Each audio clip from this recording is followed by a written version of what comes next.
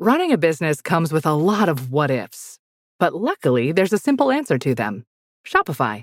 It's the commerce platform behind millions of businesses, including Thrive Cosmetics and Momofuku. And it'll help you with everything you need. From website design and marketing to boosting sales and expanding operations, Shopify can get the job done and make your dream a reality. Turn those what-ifs into... Sign up for your $1 per month trial at shopify.com/special offer. Live from New York. It's a show that is getting ready for Thanksgiving. Getting ready, thinking about foods. It's also the show that over the Thanksgiving break might have to recalibrate a bit. I agree with that. Because Brou's going to agree with me. And the audience has noticed, our Reddit page has noticed, You're on Reddit co-workers now? have noticed. Reddit is a little harsh. But you're at Reddit. They're more harsh than the regular YouTube. But here's the thing. Here's what everyone's noticed. As Wilds' real team, the Patriots, have become contenders, Wilds is changing. Yeah, no doubt. And cockier. Yes. Not as sweet and chummy. Correct. And and really wants to be like the take guy. Yeah. Which, by the way, I have no problem. We have no problem with, but it takes a recalibration from all of us. All that fun-loving, silly junk, he's done with it. He's done with it. Yeah. They're playing for some real stakes. Look at the record. If you give me an option, another option, I will take it. But with the risk of your team being out of the Super Bowl and wheeled in on a hospital bed, and you're on the verge of being 500 by Thanksgiving night, someone's got to do the heavy lifting. See, this is what I'm saying. Someone's got to be the villain, and you guys can be. It's like wrestling. All of a sudden, I'm the villain. I'll switch back around. Speaking of villains. Today, 3 interceptions and a win. How should we feel about Brock Purdy and the San Francisco 49ers? And should they start Mac Jones? Meanwhile, a special Thanksgiving edition of the most competitive segment in all of sports, Must Win. We are on the doorstep of destiny here. Yeah. Nick going for his 4th straight must-win championship is outrageous. Also, I question the judging, but still. What? That's unwise. This cannot happen. That is unwise. And finally, will Mahomes Mountain be renamed after Matthew Stafford? Stop it. That's on the board? Now we're gonna force me to take shots at everybody's All-American. You guys are going too far. He's unbelievable. Listen, nobody on the show's a bigger Matt Stafford fan than me, but that's too far. Also, quickly, I just want to get this out of the way early. We have put an end to the rare double must win. Felt like it was being used as a crutch. And but what if that's the real answer? Right. I want to introduce scarcity into the marketplace. Oh. It's the rare double must win. I wish it was. We're starting with the 8-4 49ers. They get another win. Classic Wilds. Brock completed 26 passes, 23 to his team, 3 to the Panthers. Second time in his career, he's thrown 3 interceptions and a half, Brou. Yep. Nevertheless, San Francisco prevails. I know that. Here's Brock Purdy. The other one was against your Ravens. No, toe's fine, feels good out there. It's really just seeing the play develop in anticipation and letting it rip at the end of the day. Rapid succession, do you feel the need to say anything to him? No, absolutely not. No, I mean, he's as poised as nobody needs to, he's a professional and a really good football player. Nobody needs to tell him anything. I think it's like if I make a mistake, I know I make a mistake. Or if I have a drop, I know, somebody says catch the ball, it's like, it makes you want to knock them out. It's like, those aren't, there's not really nothing to say. You just keep on playing. Brou, are you worried about Purdy? Worried? Okay. Come on, man. No, sir. Yeah. Mr. QB wins. Asking me if I'm worried? He has won 3 games. Yeah, in 4. He's 3-1. They're 8-4 overall. Last night they beat a playoff contender handily. Despite I'm him. supposed to be worried? I ain't worried at all. I'm quaking! I'm overwrought! I am trembling like a twig in a windstorm. That's how worried. Yeah, worried. I wish I was only worried. Just cancel the show. We can't get any better than this.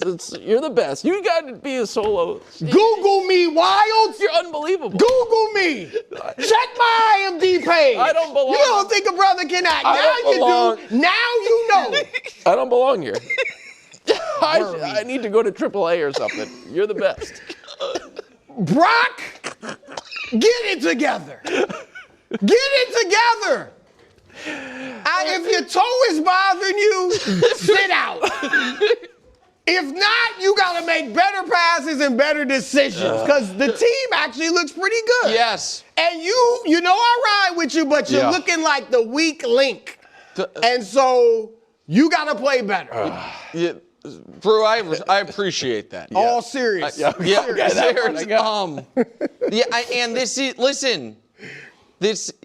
so I respect the humility that took and the honesty that took. I'm keeping it right, real. because this is a problem, and you can't really say it's an outlier. So, like, here's the last few years, guys who have had 3 straight drives with an interception. You're going to note, like, so it's Purdy yesterday, and then Dak, who's really good, and then quarterbacks that either aren't starters or we don't trust.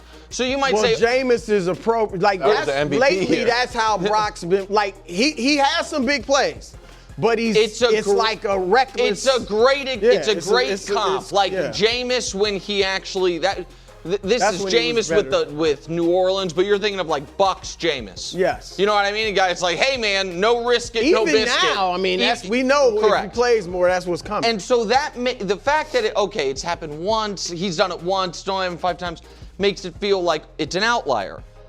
But what about multi-pick halves in the last 3 years? Brock has 8. Joe Flacco, who hasn't even been a full-time, the same type of guy.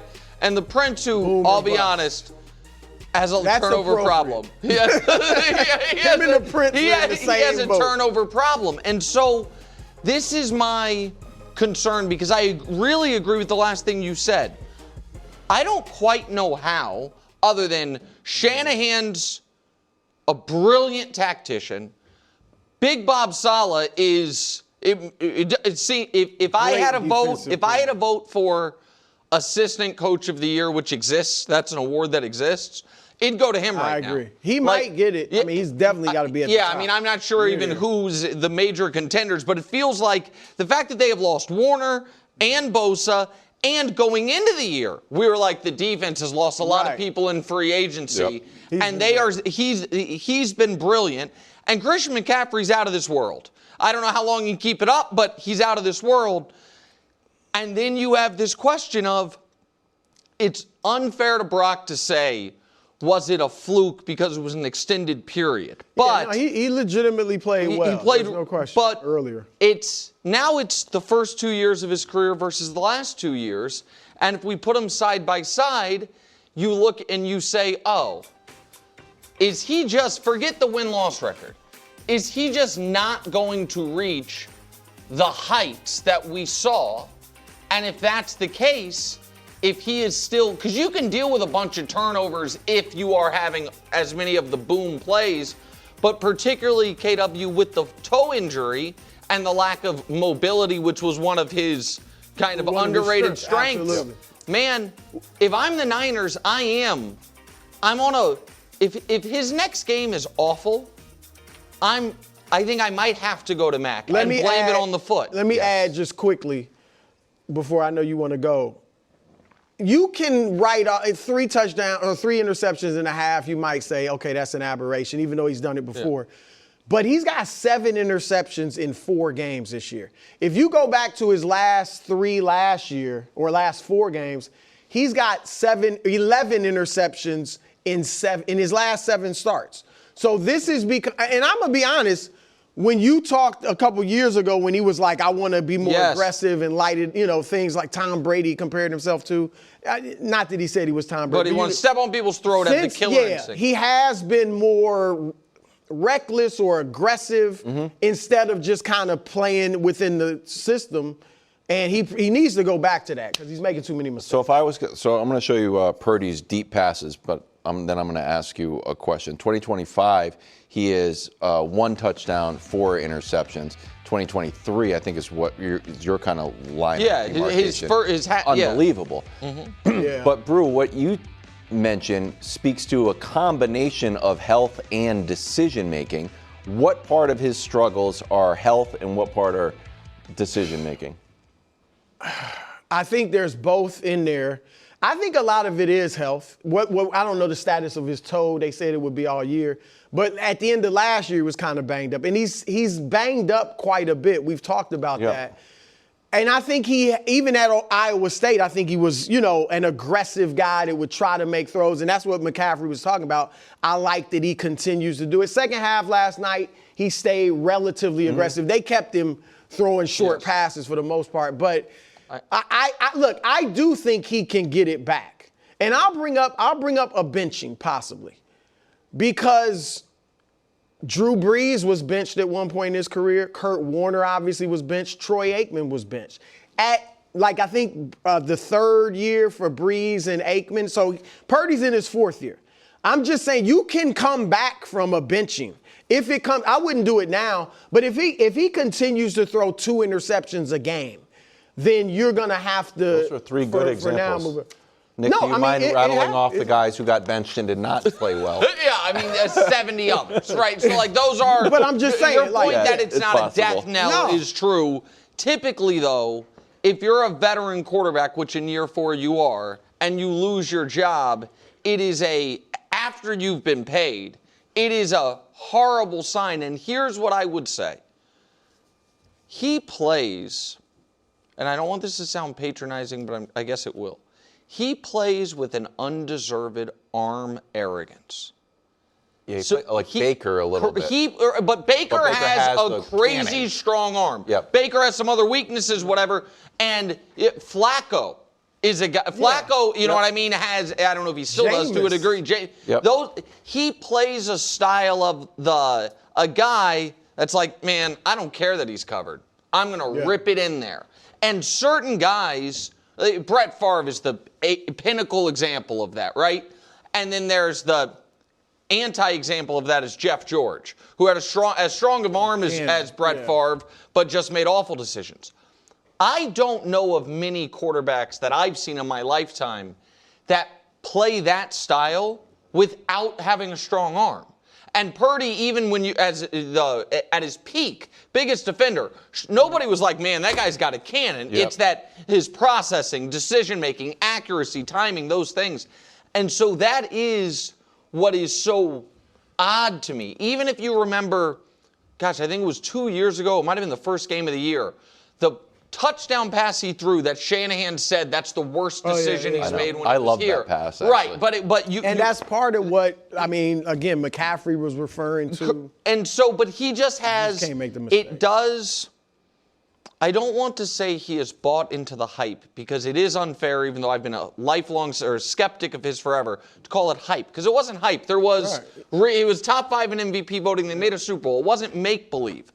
But it seems like, for some reason or another, he got sick of making the easy plays and wanted to make the wow plays. Maybe because there was a jerk on TV saying, count the wows or the oh no's. It's like, I'm going to prove these people wrong. So that change in style, plus less talent around him, plus being banged up, plus maybe a little extra pressure of, not that he hasn't played without pressure, of, oh man, Mac Jones played pretty well, he's putting up 300 yards, I want to do the same thing, has created. Feel it with the contract. Right, too. And the pressure of the contract has created a scenario where that was, he and Bryce were having a mid-off yesterday, and that is complimentary. No, that's true. 22 for 24, under 10 yards, 1 for 8, 3 interceptions. And it could have been 5. There were two other, in the first half, there were 2 that were Aikman almost passed out. He was just in a zone. Yeah, a zone of throwing picks. All right, let's head to Baltimore. Say it ain't toe. Joe Burrow returning from his toe injury. Lamar on the injury report yesterday with a toe. Now, the good news is that he practiced today. John Harbaugh was asked if he thinks injuries are affecting his quarterback. Take a listen. I can't really say. I think he's like I said. I'm always proud of him. He's playing winning football. He's working really hard every week to be prepared and be ready to play, and doing everything he can do to win the game and win the next game and be ready to play winning football. Here's the injury report this season. Toe, week before, ankle, week 11, knee, and then he missed the games with the hamstring. On the bright side, it's moving south, and after the toe, nowhere there's nowhere to go. So it's slowly escaping. Up the other leg. Yeah. How concerning is this, Brou? I think it's concerning because I feel like injuries or being banged up to some degree is really the only explanation for how he's been playing. Mm-hmm. Like, you can have a bad game, even two. You might not be quite at your peak. But this is the first time in his 8-year career he's been under 200 yards passing and 60% completions in 3 straight games. And we saw, I think we have a graphic, his first 5 games, he was lighting the league on fire. And even when they were losing, it wasn't because of the offense. And you see 15 touchdowns, 136 passer rating, which is out of this world for multiple games. And then the last 3, 71 passer rating, 1 touchdown since he's been back, 2 picks. And it's concerning because this offense, while it can win the AFC North, like with this offense playing this way, they can't get to the Super Bowl. No. Even if the Chiefs are out, to be honest. Correct. And that would be a tragedy because for Lamar or Josh not to reach the Super Bowl in a year the Chiefs are either down or out, whatever it might be. Now, I do believe he can get it going, and I feel confident that he'll play better. But if it is injuries, you just might not be able to at that point. So he alluded to it after the game. Somebody asked him about his health, and he said, I can't call it, but since I'm out there, I should be playing better. Mm-hmm. So he kind of, he didn't kill, no, I'm fine. And so I do think it's affecting his running, his escapability, and he hasn't been the same, no question. All right, I don't want this to be misconstrued, so I'm going to try to be very deliberate with what I say here. Because I think Lamar, remember I did a couple years ago, maybe a year ago, the all-time Mahomes Mountain. And I had Lamar somewhere in the 15 greatest quarterbacks ever. And there obviously have been quarterbacks that are dynamic with their legs that are just not good passers. Right. And that is not who Lamar is. With that said, I have thought for the last few years that the biggest Lamar fans in the analytics community and in a lot of writers, to be totally honest, that talk about him as a passer are watching a different player than me because they talk about how elite he is within the pocket, and that's true, and how precise he is, and that's somewhat true. And they talk about it as if it is divorced from his running. And I have never felt that way. I have felt that what has made Lamar so special is that because he is such a dynamic runner, you almost have to defend that first, which then has cleared the picture in passing, and he has improved in the passing from okay when he first came into the league to pretty good, and that made him have 40 touchdowns, 4 picks, all of these things. The last few years' numbers have been unbelievable. He doesn't run anymore. Mm-hmm. And teams, I think, are realizing it. And for the first time, I believe, he is being defended like a mostly traditional quarterback.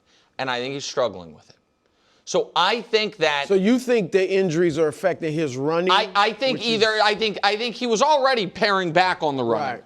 And now the paring back plus the injuries make it to where he's not really a threat to run. And if Lamar, this sounds ridiculous, but if they passed a rule like flag football or whatever, like you can't run as a quarterback, I don't believe Lamar would have these gaudy passing numbers. I don't think he'd be terrible. I think he'd be out of the league, but I think he'd be just fine. And so now it appears to me teams are less afraid of him as a runner. Mm-hmm. They are more defending him as a passer. And he is, even though he's in year 8, seeing things he's not usually seeing coverages and seeing those things, and you're seeing it show up in the numbers. That is not a sweeping indictment on him as a player because you get credit for your legs, and you get credit for what right. you... As a quarterback, it's all like right. you're ranking, including his including everything, yeah. and how you force teams to guard you. But I give that long explanation to then say this. This is super concerning if he can't put on film in short order. I'll go 11 for 120 like I used to do a couple times a year because teams weren't respecting it. I will beat you that way because if he doesn't do that, I think teams will treat him more like a traditional quarterback. And I think that's going to be tough, and not just because of whatever his limitations are or aren't, but they also, I've never been a huge Zay Flowers guy. They don't have great receivers that just like, all right, we're going to line up and beat you that way. So I think this is greatly concerning. They're not fully, but you could compare them. Their receivers are better than Buffalo's. Yes. But they have the tight ends like Buffalo had when they're healthy. Now, obviously, they both got great running backs too. But I think his lack of running is affecting Derrick Henry too. I do think Henry's aged a bit and doesn't have the same. But if you don't have to worry, last year you had to worry about Lamar running, Lamar throwing, and Derrick Henry. Now it's not the case. So that might not be out of the question. Sacked 24 times this year and missed the games. Last year, just 23 times. Right. In 8 games, he's been sacked more than last year. Let's look ahead to Thanksgiving afternoon. Chiefs in Dallas. I'm on the couch trying to stay awake, get that tryptophan. I'm going to be on the West Coast. This is a 1:30 West Coast, which means there's no way for it not to conflict with the meal. It's going to, listen, I'll be holding my granddaughter, but my wife's going to be super pissed. Yeah. Cowboys currently at 13% to make the playoffs. Chiefs at 61%. Nick, are you surprised the Chiefs are favored in this game? I'm not. I know you are. And here's why I'm not. The Chiefs' offense has been hit or miss, I think is fair. And even in that, maybe especially in that Colts game, where they moved the ball at will, but they had a turnover inside their own 5 and inside the other team's 5. They weren't good in the red zone. And I think I thought Patrick was brilliant when he absolutely had to be, but was mediocre in the first 3 quarters, and that was after 2 bad performances. The pick was bad.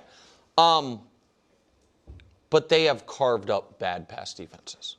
They score about 30 a game. Patrick is really good, and we can the one loss they have against the bad pass defense is the Jacksonville loss, where they should have scored 38. Yep. They scored 28, and so the touchdown interception ratio is not as good as you would like, and they have a lot of Kareem Hunt 1-yard touchdown runs in there, but they're scoring 28 a game, and that's with taking the foot off the gas in some of these fourth quarters.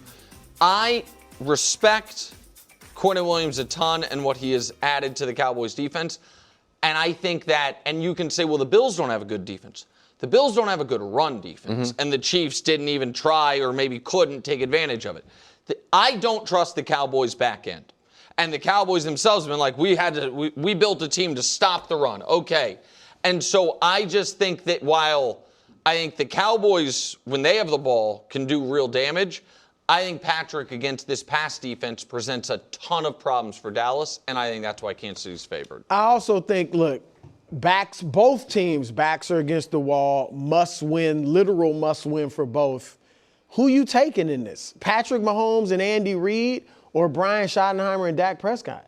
Like, when if Dak, and Dak is having a phenomenal, he's having a much better year than Patrick. Yes. Or a better year than Patrick for sure.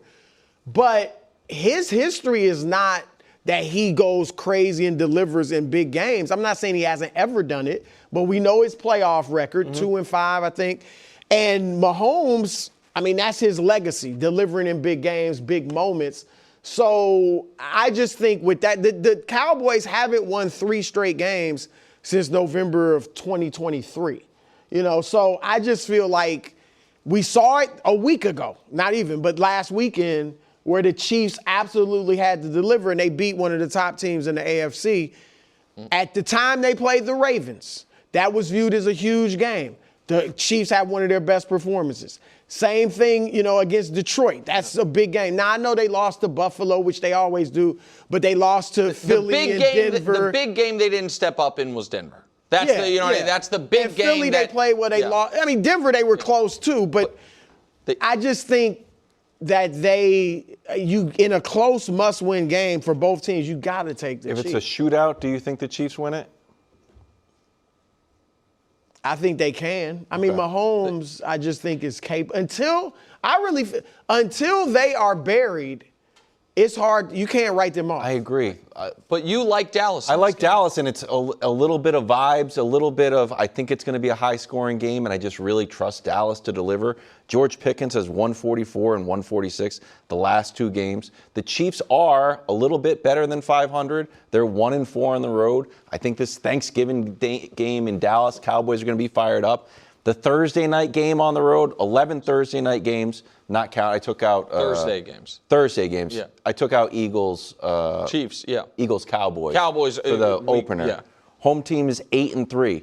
The 3 losses, the Ravens beat the Dolphins in Miami, so it's like the Ravens are the better team. 49ers beat the Rams. It's basically a home game for the 49ers. And the Seahawks beat the overmatched Cardinals. But when it's close, I feel like I give it to the home team, including Eagles-Giants. I just feel like the Giants should not have beaten the Eagles. They did. So here's 2 things. One is you say when it's close, you give it to the home team. Mm-hmm. I don't think this is. I know the records are close. The Chiefs are one of 4 teams in the league that are top 10 scoring offense, scoring defense, yardage offense, yardage defense. The Cowboys are number 31 defense. Now, it's different since Quentin Williams, but one player does not, and I understand they got Overshawn back as well. When we talk about close your eyes and do the Lombardi test or whatever, can you see a team winning the Super Bowl? The Chiefs are on that list. The Cowboys are not. Agreed. And so in that regard, they're not close. Here's the other thing that I truly believe matters in this spot. Both of these teams just had huge comeback, at-home, season-saving victories, right? They then play 4 days later in what should be the most watched football game that is in the playoffs ever. Mm-hmm. Which team do we expect to have the maturity and experience to handle that moment Sunday and be ready to play Thursday? I will take the team that has played in 20 games bigger than this over the team that 2 weeks ago had guys partying at a casino 12 hours before, 18 hours before a game, allegedly. But they can handle their liquor. That's right. And so I just think the Cowboys are more, even though the Chiefs have not been consistent in any regard this year, I trust them in a big spot to know how to get ready on a short week. Look, the Cowboys are capable. Dallas. It wouldn't shock me. It wouldn't shock me either. I got to take the Chiefs if you're picking one. We are going for 4 straight victories for Nick Wright in must-win. Can Brou and Coach shut him down? We'll find out next. Coach is ready for this. Coach has been on a cold streak in Okay, only 10 more presents to wrap. You're almost at the finish line. But first...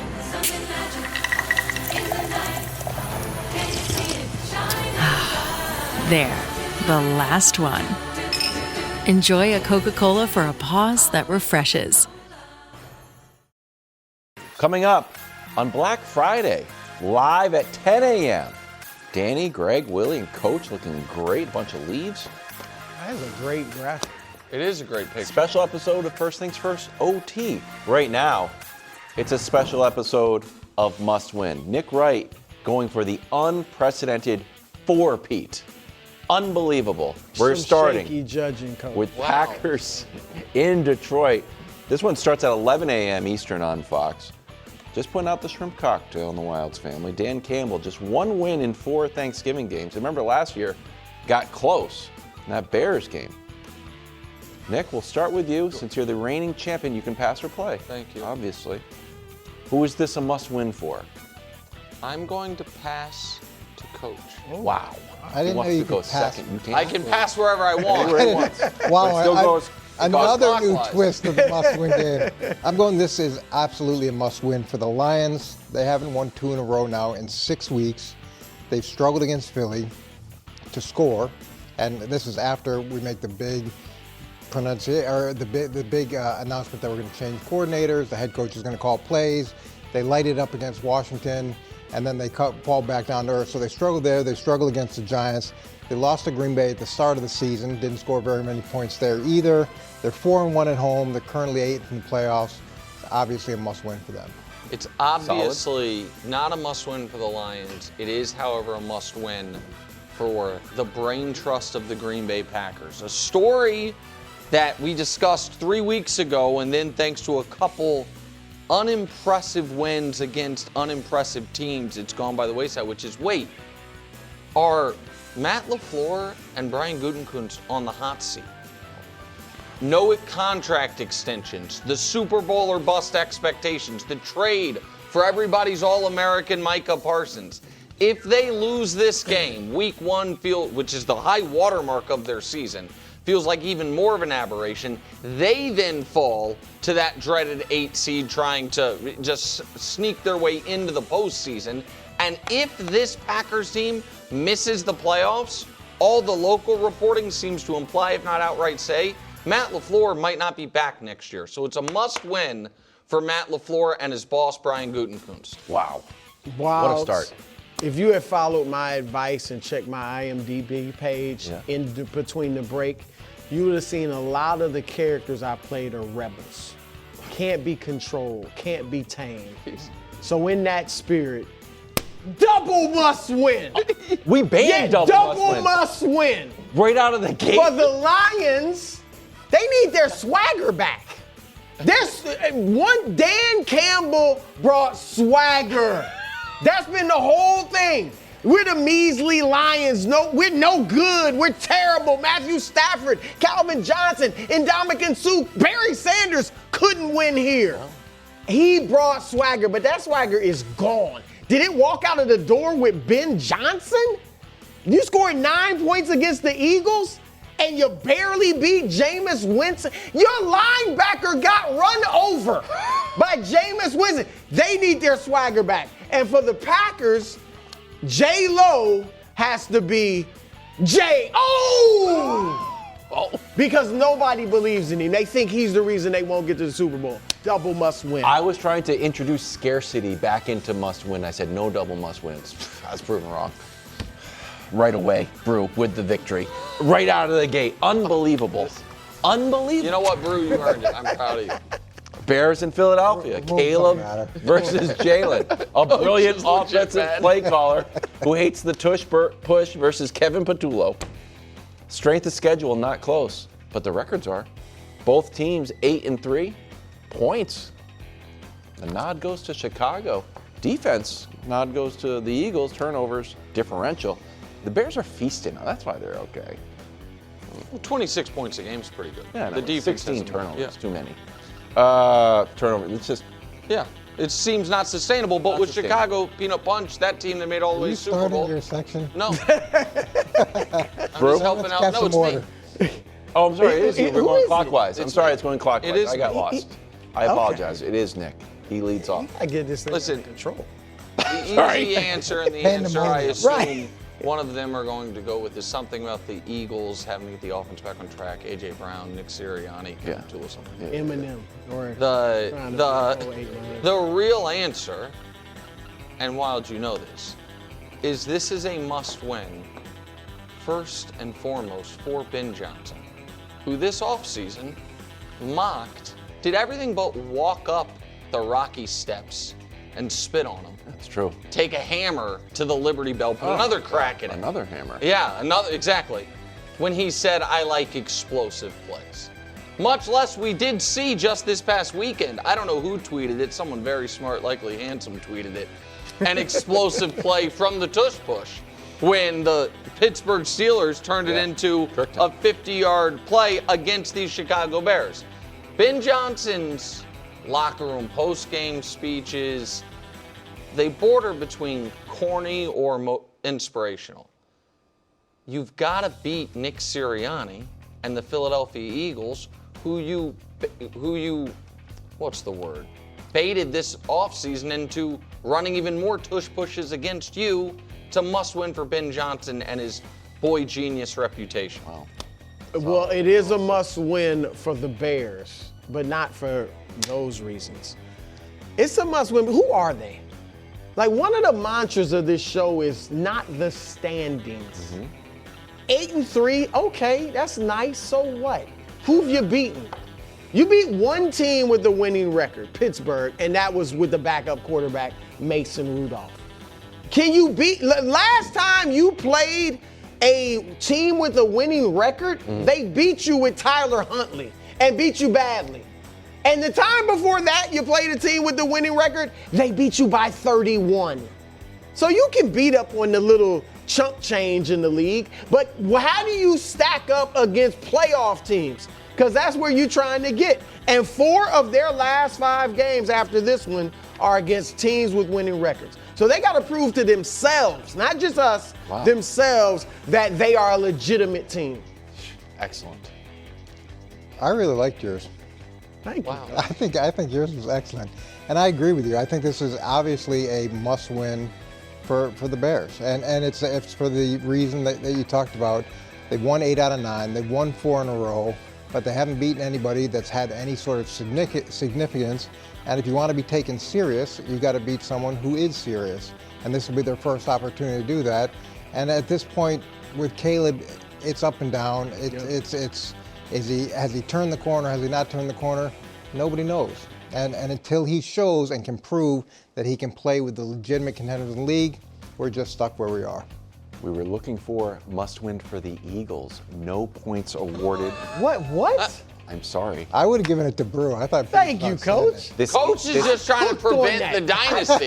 This is the bonus round. And who gets to go last on this one? You are running the anchor leg on this one. So Brou's first. Smart Right? Brou goes first. Burrow's back and looking for a win against Lamar. Hard to come by. Lamar has owned this particular matchup 6 wins to 1. More yards, touchdowns, turnovers. Joe Burrow's got twice as many, passer rating about the same, but the nod goes to Lamar.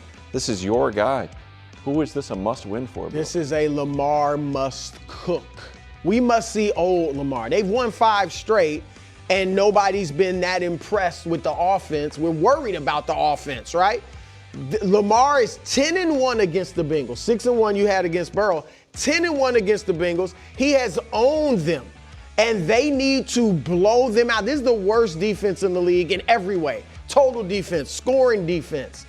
They've given up 33 points a game. The Ravens not only need to win, but they need to win impressively, particularly if they want to see the robe anytime soon. Just throwing that out there. That was nice. So this is obviously a must-win for the Bengals. Currently, I went and looked at it. They've got less than 1% chance of making the playoffs. But here's the reality. If they win out, then they have a 46% chance of winning the playoffs. They've won 5 games last year, so there's precedent here. And they lost to Baltimore last year, 41-38 in overtime, and then 35-34. So they were high-scoring games. So they've shown that they can still be high-scoring, but Baltimore hasn't shown the same thing. Since his offense remains explosive, even with Flacco, this is a Jamar Chase redemption game, so you've got that going. And then there's also the element of you're risking your future by bringing Joe Burrow back, so you need to make that count. And I'd say the last thing is you can't win all 5 unless you win this first one. And let me just go to another stat here that I want to bring up, because talking about 1%.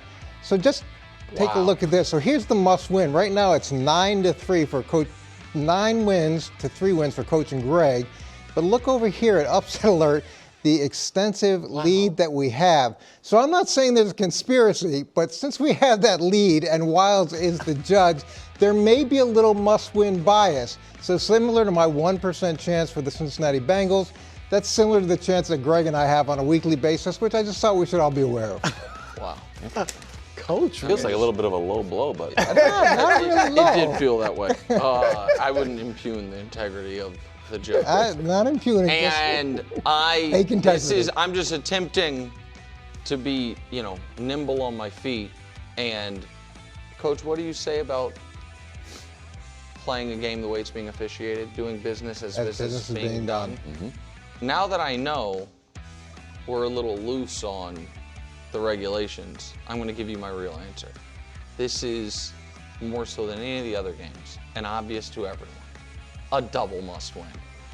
For the Bengals, this is the only hope that they have, to Coach's point, of saving their season, and for Jamar Chase to save a bit of his reputation after a very nice long apology note, but we all feel they could have given the Patriots more of a scare had he been there. Instead, he watches T. Higgins get knocked out of the game. And does Zach Taylor survive 3 straight seasons of missing the playoffs? For the Ravens, on the other hand, we've been talking for a month that get Lamar back, beat the Cupcakes, be 6-5 going into this game. Now, all of a sudden, this game, it's not a cupcake because you are facing Joe Burrow.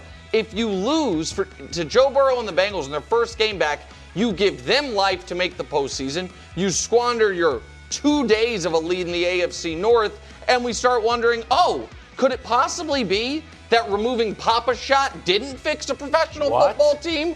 But either team that loses is in a bit of crisis. That is the definitional double must win. He can't ride my coattails. Exactly, because you started double must win earlier. Yes. And I specifically wrote in the document, there will be no double must wins. We are reintroducing scarcity. And in 3 questions, we got 2 of them. Coach takes it! Coach wins on a technicality. Congratulations, Coach. Your first must win in ages. Wow. Unbelievable. What a Dynasty's over? I appreciate it. Coming up next, Bru's Ballot. Did Christian McCaffrey run his way up into the MVP race? That's next. Won by a double DQ. Wherever Bud goes, his harmonica goes with him. It's a pocket full of soul. Now he's living with prostate cancer. He asked his doctor about Xtandi and enzalutamide. Xtandi 40 milligram tablets treats men with prostate cancer that has spread to other parts of the body and responds to a medical or surgical treatment to lower testosterone. Xtandi may cause serious side effects: seizure, a brain condition called PRESS, allergic reactions, heart disease that can lead to death, falls and bone fractures, swallowing problems, or choking that can lead to death. Stop Xtandi and get medical help at once if your face, tongue, lip, or throat start swelling. Tell your doctor at once if you faint, have a seizure, quickly worsening headache, decreased alertness, confusion, vision problems, chest pain or discomfort, or shortness of breath. Xtandi can cause harm to an unborn baby or miscarriage. Use birth control during and 3 months after Xtandi. Common side effects include muscle and joint pain, feeling unusually tired, hot flashes, constipation, less appetite, diarrhea, high blood pressure, bleeding, falls, fractures, and headache. Talk to your doctor and visit Xtandi.com. Last night, CMC had 31 touches. You do what comes natural. At 142 yards, and it scored a power of the 49ers, Brou, to their 8th win. But was it enough to play his way onto Bru's Ballot? Let's find out. Honestly, the eye test, if it's just eye test, there's a good chance I would have McCaffrey on there.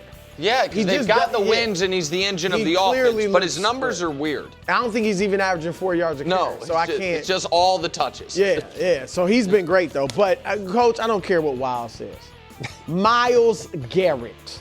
Love it. Might be too low, bro. Love it. It might be. Look, he's got 18 sacks in 11 games. That's 3 more than anybody, or 5 more than anybody else in the league. And some guys have played more games than him. Yeah. He's on pace for 28, Coach. The record's 22.5. He's one of the dudes that gets the contract and you're like, oh, that was worth it. Yeah. Absolutely. That money's worth it. I mean, I got no shame in putting Myles Garrett on there with a 3-8 record. All right, at number 4. Hold on, before you reveal number 4, can we stay on Garrett for a second? Is it reasonable at all to you, Wilds, that record should matter less for non-quarterbacks for this? Because quarterbacks can impact winning so much more.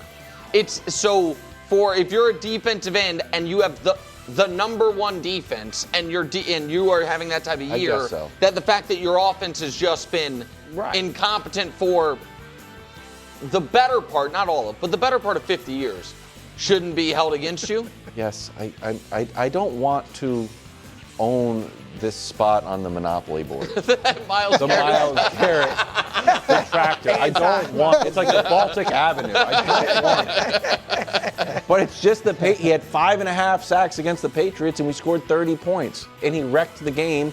And we had no problem going up and down the field. So I have a hard time squaring that circle. And that whole game, they had 2 guys. They were chipping him with backs. They were chipping with. He was unbelievable. He still got 5. And he scored 30 points. Yeah, I get it. It's weird. But I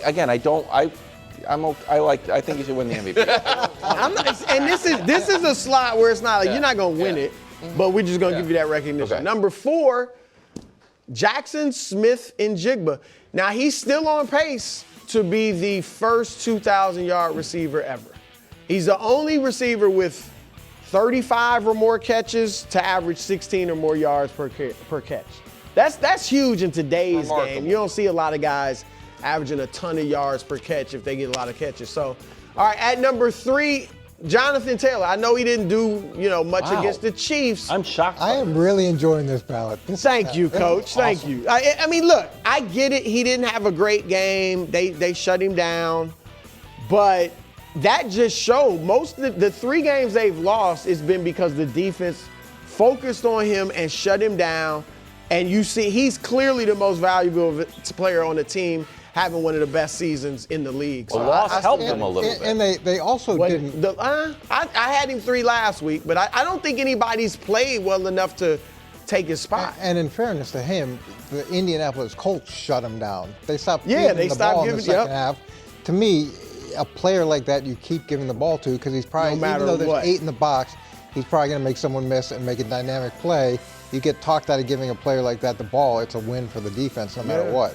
And they were going 3 and out anyway. Yeah. So I agree with that. Take your chance with him.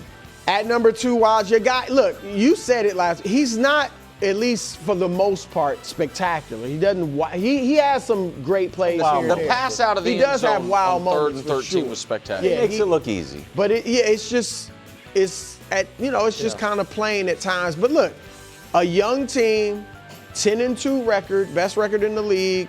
He is playing well. There's no question about that. I don't want to poo-poo him like he's just managing the game because he's not. He leads the league in total yards, only got over 3,000 yards. He's top 5 in passer rating, yards per attempt, touchdowns, everything, and wins. So I got him He's 2. 2025 Jaden Daniels. Yeah. That's what he's doing. Yeah, take that. At number 1, everybody's All-American. He 30 touchdowns in 11 games, 2 picks. That's just ridiculous. It would take a collapse for Stafford not to win.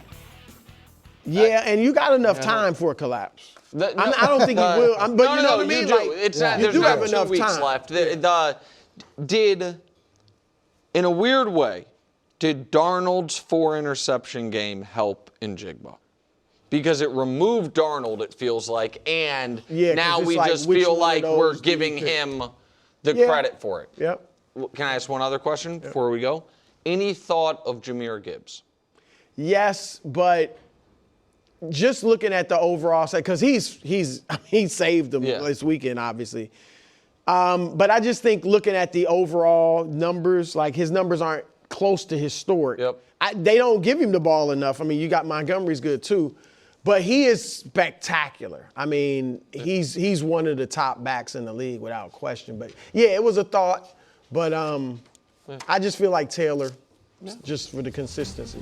Coming up next, Mahomes Mountain. Live from New York. It's a show that is not jealous of the team of people who are deciding who is going into the Football Hall of Fame. You know what I would do? I put in about 25. No, that's why. I know, but it's too much. It's why the Pro Football Hall of Fame's perfect. Because, the new time of newly eligible, among others, Breeze and Fitzgerald. So they're just snap in, which just means you have 3 spots for everybody else. For 30 good guys. Well, I think it was 24. 26 semifinalists. Yeah. Phillip Rivers, gonna have to wait. Eli Manning, gonna have to wait. Yeah. Poor Torrey Holt and Steve Smith gonna keep waiting. Torrey Holt. It's unbelievable. Numbers are crazy. Vinatieri, the snow. Love it. Second hour, first things first. Today, are the Chiefs on upset alert in Dallas? I convinced you guys a little bit. We're waiting to hear what Coach has to say. They went to I could see it. No, we were both already there. You didn't convince us. We came closer They're to like, convincing oh, wow, you. you got a good point. You were. They are bad on the road. Eagles. Do the Eagles have a Saquon problem? Guess who wrote that? Dusty. I thought it was A.J. Brown. Hey. Thank you. But right now, get ready for some puns. Take a listen. don't worry, we're not doing some big Thanksgiving pun fest, okay? We do celebrate Thanksgiving on the mountain, but it's straightforward. As we head towards the beak, some QBs are hobbled. These guys are gobbled. Either way, it's all gravy, so let's cranberry sauce and mashed potatoes. It's time for Mahomes Mountain. Those ones don't even really make sense. KW, what do you want to say, buddy? Weird part about doing this for a living is I also just watch TV as a consumer. You know, I watch TV. Yeah. I didn't like the person that. Do you ever? And it's me. You know, again, So I it's don't tough want for the identity and ego. I Didn't like that guy. I don't want to be. Tough one. I don't want to overstep. But we joked, but seriously, the other day about how your wonderful and talented wife has Emmys and Peabodys and other things like that. Do you think she ever watches TV and sees you doing that and is like, wait, what? Never watched the show. Nope. They watched it once and told me about it at dinner. They're like, guess what? I'm like, what? We watched the show. What? It's on every day for 3 or 4 years. Time now for the mountain. Sorry about that. So, before we even get to any piece of the mountain, Coach, you weren't here last week, so let me just update people. Thank you. Last week, row 3 was just vacant. Remember? We had no one in row 3. I didn't love that. Well, so this week that's fixed, but that does mean there's some ability to move up even if you didn't necessarily have a upward mobility performance.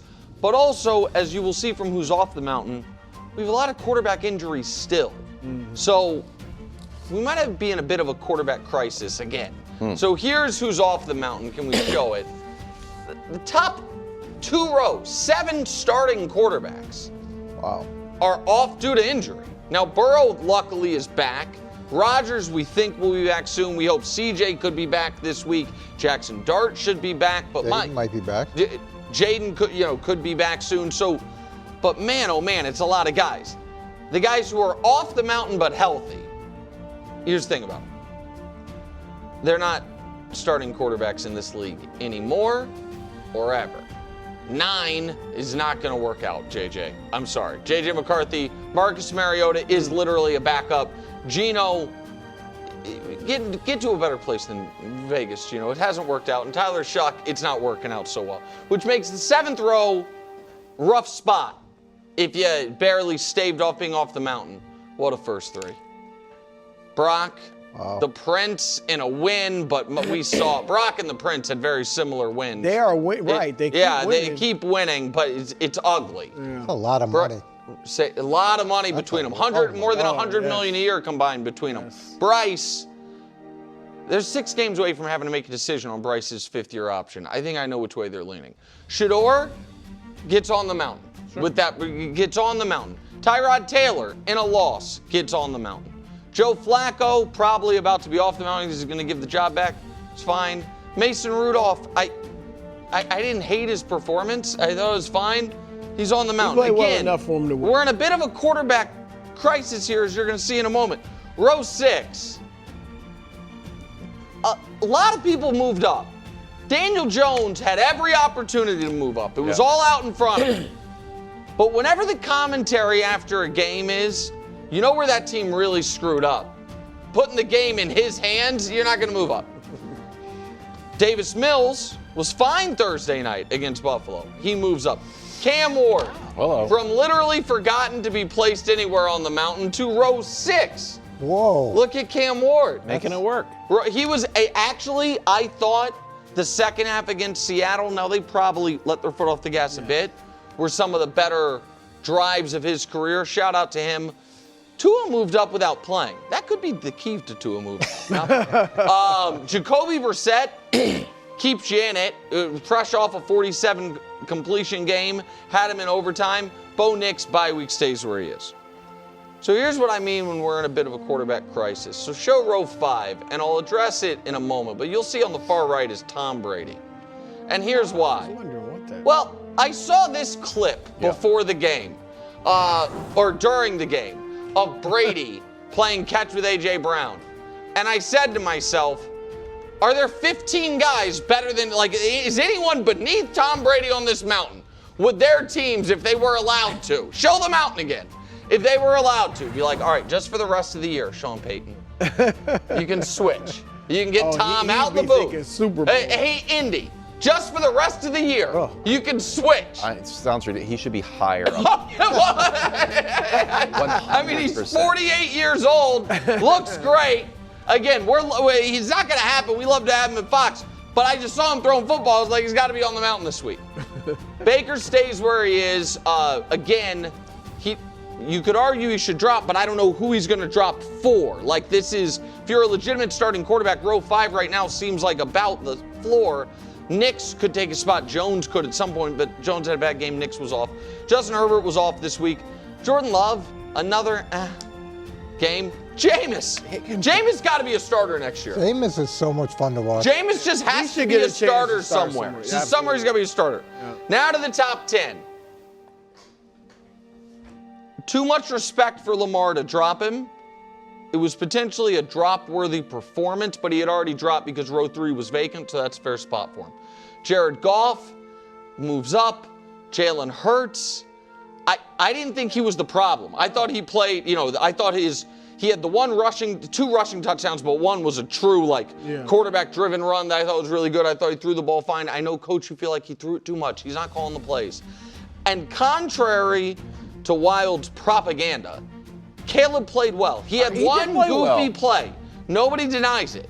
But he played well in a game that they needed to win, and they did win. Row 3. Slight dip for Drake May after really hanging out in row 2.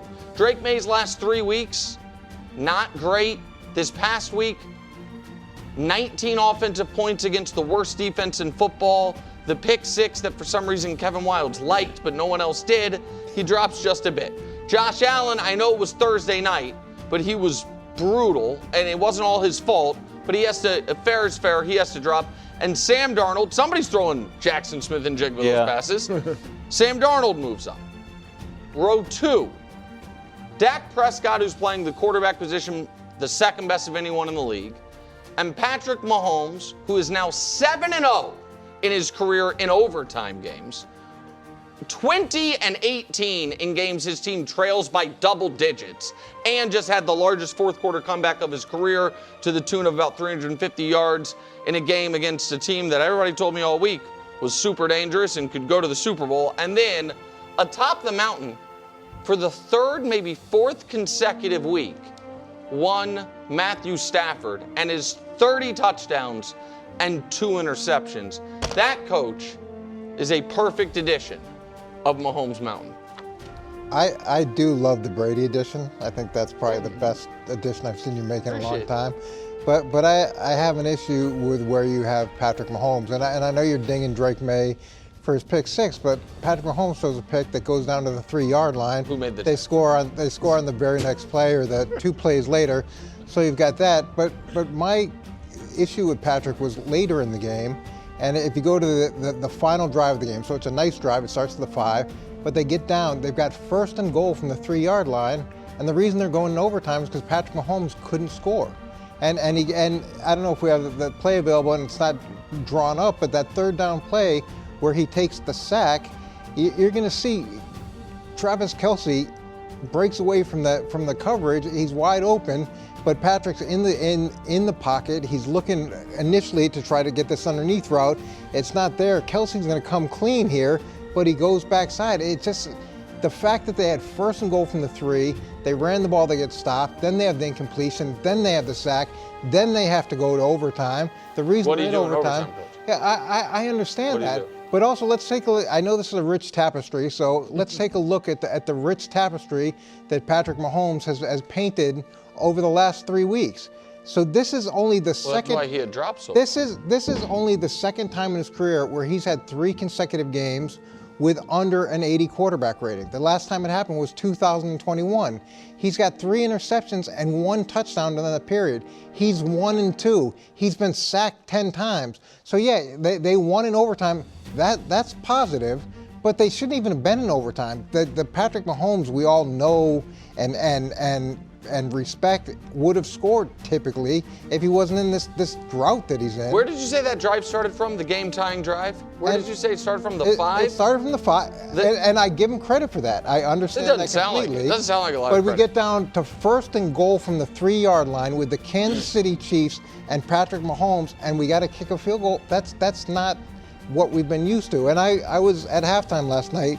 I was looking through you took my the rule book, because I often do, and I was frustrated with the Carolina Panthers. And I know, Nick, and you wrote it. Look, after 3 consecutive weeks on Mahomes Mountain, if Mahomes isn't on the top, you have the option to rename the mountain, and that's what I'm suggesting. I'm workshopping names, but this is what I'm suggesting.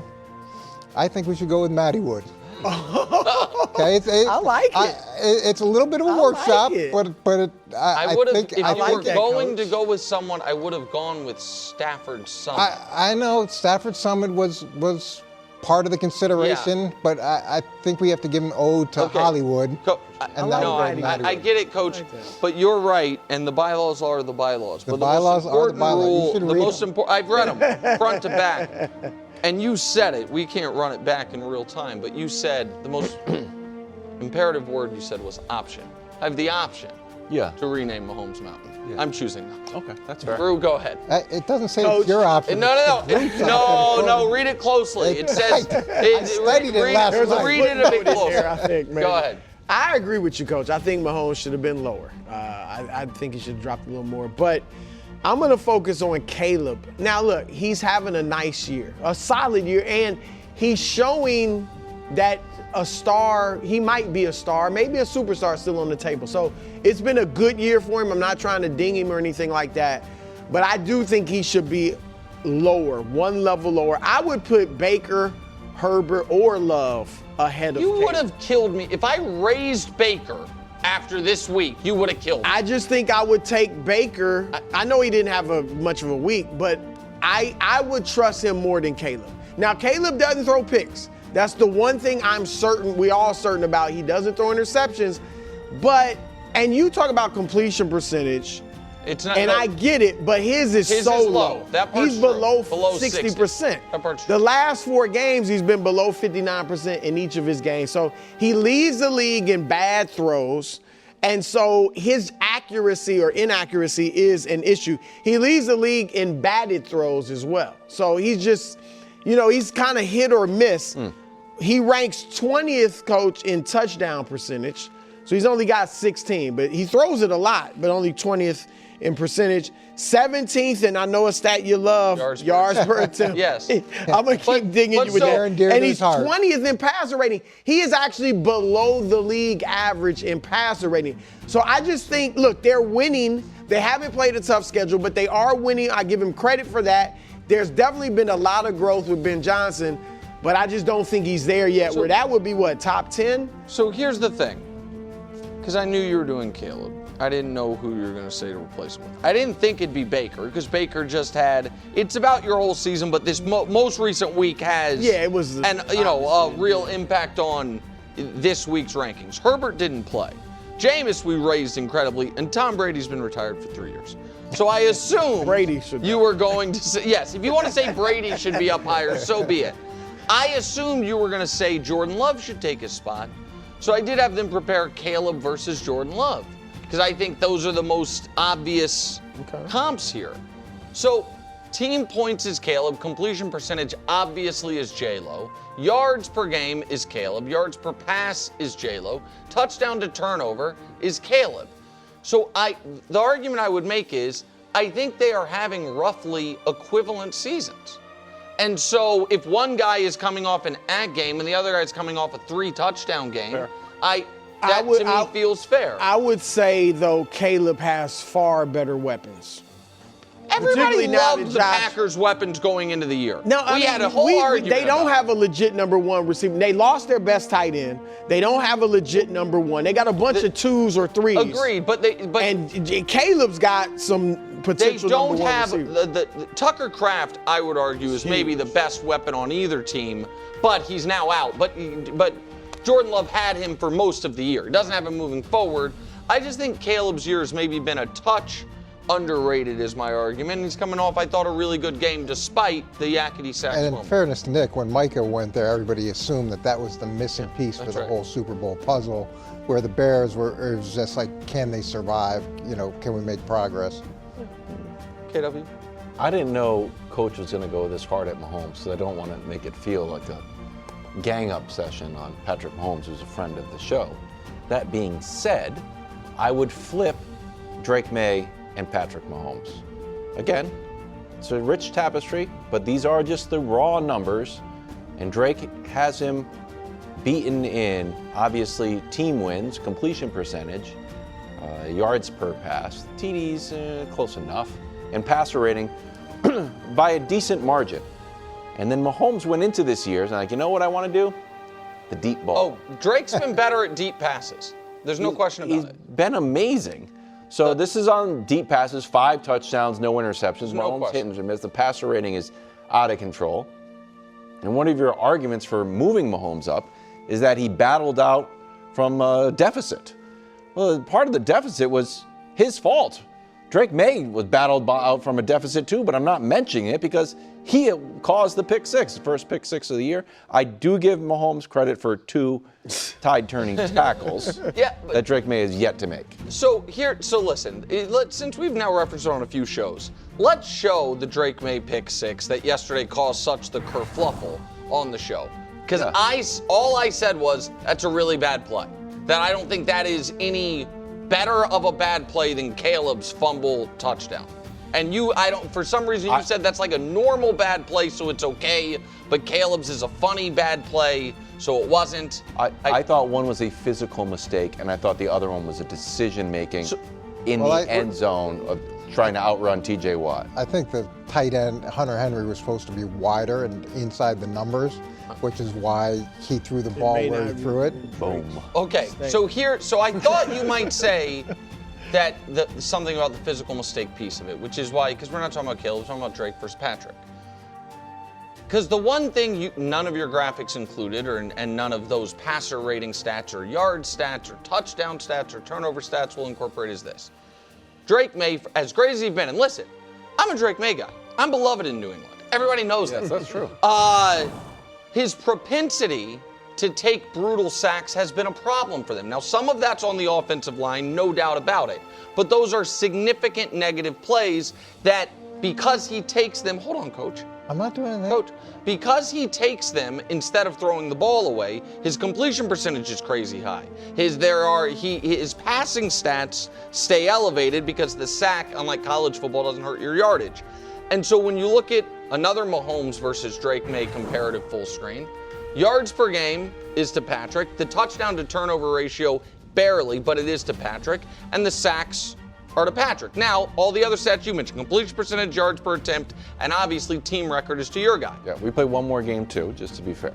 Yeah, which is why I did yards per game instead of total yards, seems more fair. With that said, KW, what is this? It's a rich tapestry.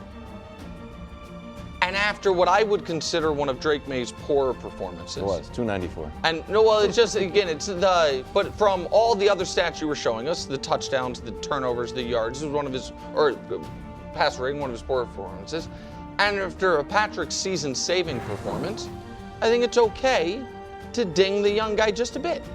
He's had his three worst passer ratings all season.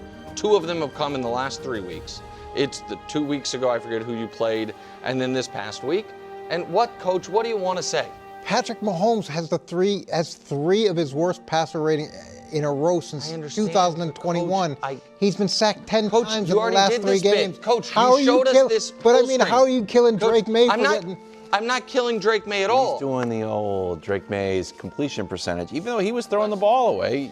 Last game he was throwing the ball away. Doing these and all of a sudden he doesn't have 100 passer rating in that game. You are correct. All of a sudden he started throwing the ball away, and that streak of the 100 passer rating thing's gone. He had passer rating of 87. But here's the problem with the Mahomes discussion, and then I'll end it. There is a lot of Mahomes is too high and Mahomes is too high happening in this segment. And then in the next segment, if we do How Scary Are the Chiefs, What coach will be like, well, as long as they have 15, man, nobody wants to play I don't know if he'll So it say is. that or So not. there is an element of that where one guy's lineage, if you will, is 7 years, and the other guy's is a great 7 weeks. So yeah, tie goes to that guy. So that's all. What happened to the we won 9 in a row. 7. Yeah, 7. Right, but I didn't think he was very good this past week. So the previous 8 weeks, whatever it is. I know we don't count week 1 because it was bad. So Week 1 doesn't count. No, week 1, of course, it doesn't Week count. 1 does count. All right, coming up next, we discuss Cowboys versus the Chiefs. And can the 49ers actually make some noise in the playoffs with all those injuries and a quarterback who keeps throwing the ball to the wrong team? Every leap in American history has needed breakthrough energy. Ignition, liftoff. Now, AI is here, and Chevron is working to power it. We're aiming to develop multi-gigawatt power plants near data centers, designed with future pathways to lower carbon intensity. AI gets the power it needs, communities get the jobs, and the grid stays strong. Powering AI today builds America's next superpower. Happy Thanksgiving to you and yours. How are you going to spend it? Oh, watching Packers-Lions on Fox? Well, good. Coverage begins at 11 a.m. live from Detroit. Thanksgiving Day, only on Fox. Welcome back to First Things First. Coach Mangini is here defending Drake May. Thank you, Coach. San Francisco moved to 8-4. Purdy threw 3 interceptions, but the defense shut down a frisky Panthers squad. Here are the odds to win the NFC. San Francisco behind the Rams, Eagles, Seahawks, Lions, Packers. And then finally, you get Brock and the team. Brou or Nick, do you think the 49ers are a real threat? I certainly would not want to play them. Really? Absolutely. Really? Like right now, if the playoff bracket as it is, and we know it, it can move. But if the Niners get in, they are likely getting in as the 7. Mm-hmm. And the most likely 2 seed by a decent margin is Philly. I would not love that matchup if I'm Philadelphia. Huh. I feel like Kyle Shanahan is a great coach. I know that Nick Sirianni has a great record. I don't know that he's done what I consider a great job this year. I think that Robert Saleh is coaching as well as anybody in football right now and here's what's scary about that Niners defense. He is week by week learning how to best make do without his best players. And by the time you get to the playoffs, you'll really have that figured out. And as long as Christian McCaffrey just seems to give them a floor offensively, and they are pressing, we can show you the pace he's on for, they are pressing the Christian McCaffrey button more than any team has pressed a button in a decade. Oh, that's 17. Yeah, on a 17-game pace. He's on pace for 422 touches. Like, Saquon last year had 450, including the playoffs.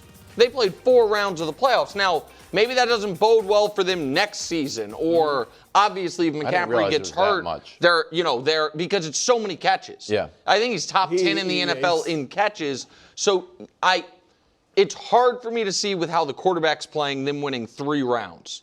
But I also think they could beat anybody. We know Shanahan's history against McVay, and they're the best team. So, yeah, to me, Coach, they are a real threat. Yeah, I see it totally differently after watching that game. And one of the reasons that Christian McCaffrey's in San Francisco is because Carolina pressed that button so often when he was a Carolina Panther, and he broke down. And so you're at this rate right now, whether he can continue to hold up through the remainder of the season and actually get to the playoffs healthy, who knows? It's too much for him. And then you watch the game last night. If Carolina could have done anything at all, we would be having a radically different discussion today. Totally true. Because Mac Jones would have come in, and then it would have been who's going to start the next week. And when you look at Purdy's number, he had the really good game against Arizona. Outside of that, he's got 5 touchdowns and 7 interceptions. Right. It's been a real issue that doesn't look like it got fixed last night by any stretch of the imagination. And they are overachieving in some elements, and Robert Saleh's done a great job.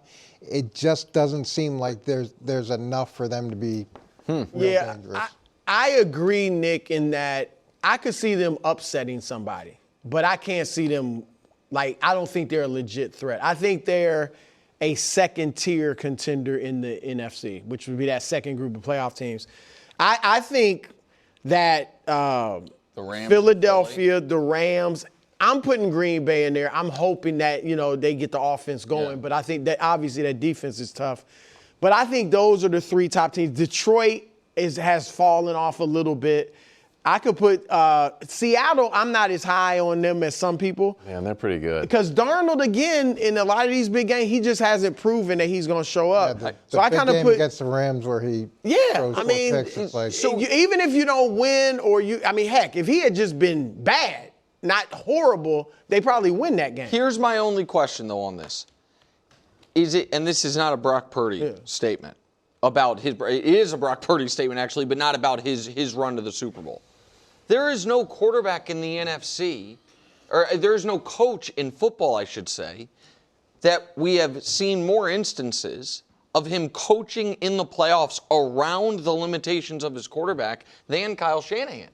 He Not interceptions, though. No, we talk all the time about Jimmy G. They won a playoff game when he threw 8 passes. He has gone into playoffs with a quarterback he flatly doesn't trust and found a way around it. And so I think that, and you're right that if McCaffrey breaks down, it's a wrap for them. But if we show you, here's the thing that I think they have going for them. If we show you their schedule. So they have, and I think we can show it, they have coming up a Browns. Listen, the Browns are hard because of the defense, but they lose. Yep. They have the Browns and the Titans. If they win those 2 games and get to 10 wins, I think it's in play, Coach, that week 18, they're like, you know what? We can't win the division. Yep. You know what I mean? That we're just going to give ourselves a bye. So they would have the latest bye imaginable, plus a potential self-bye late in the year. Not bad. And playing a team that, maybe was fighting and clawing their way to the postseason. Like, I don't know. Like, I didn't believe in the Niners before this year. But I've been so impressed by their coaching and by McCaffrey, and Kittle being back's a big deal. I don't think they have enough weapons to really do damage in the playoffs, which leads me to a promo for the podcast. Hey, Brandon Ayuk, what's going on? That's all we're going to say about it. Don't expect to see him. What? Like, you want the money? Like, nah, I'm out of here. Okay, all right. Yesterday, Coach gave out what we call free game in the business. If you're up 21 points, run the ball.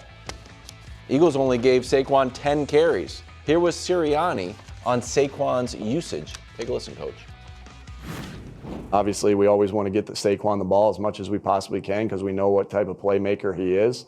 But Tank's doing a really nice job when he comes in and gives him a break. But make no mistake about it, we want to get Saquon the ball as much as we can because we know good things happen.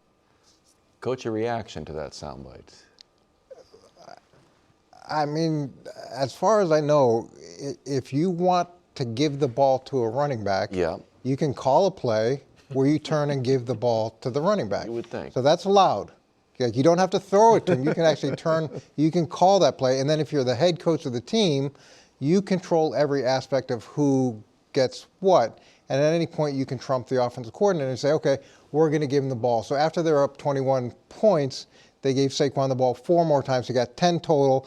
And I know he talked about Tank, so I'm thinking, well, Tank must have got the ball a bunch of times. He got the ball 1 time. So, and Tank's gotten the ball this season 18 times. Right. Now, he's averaging over 9 yards a carry, so maybe Tank should get the ball more.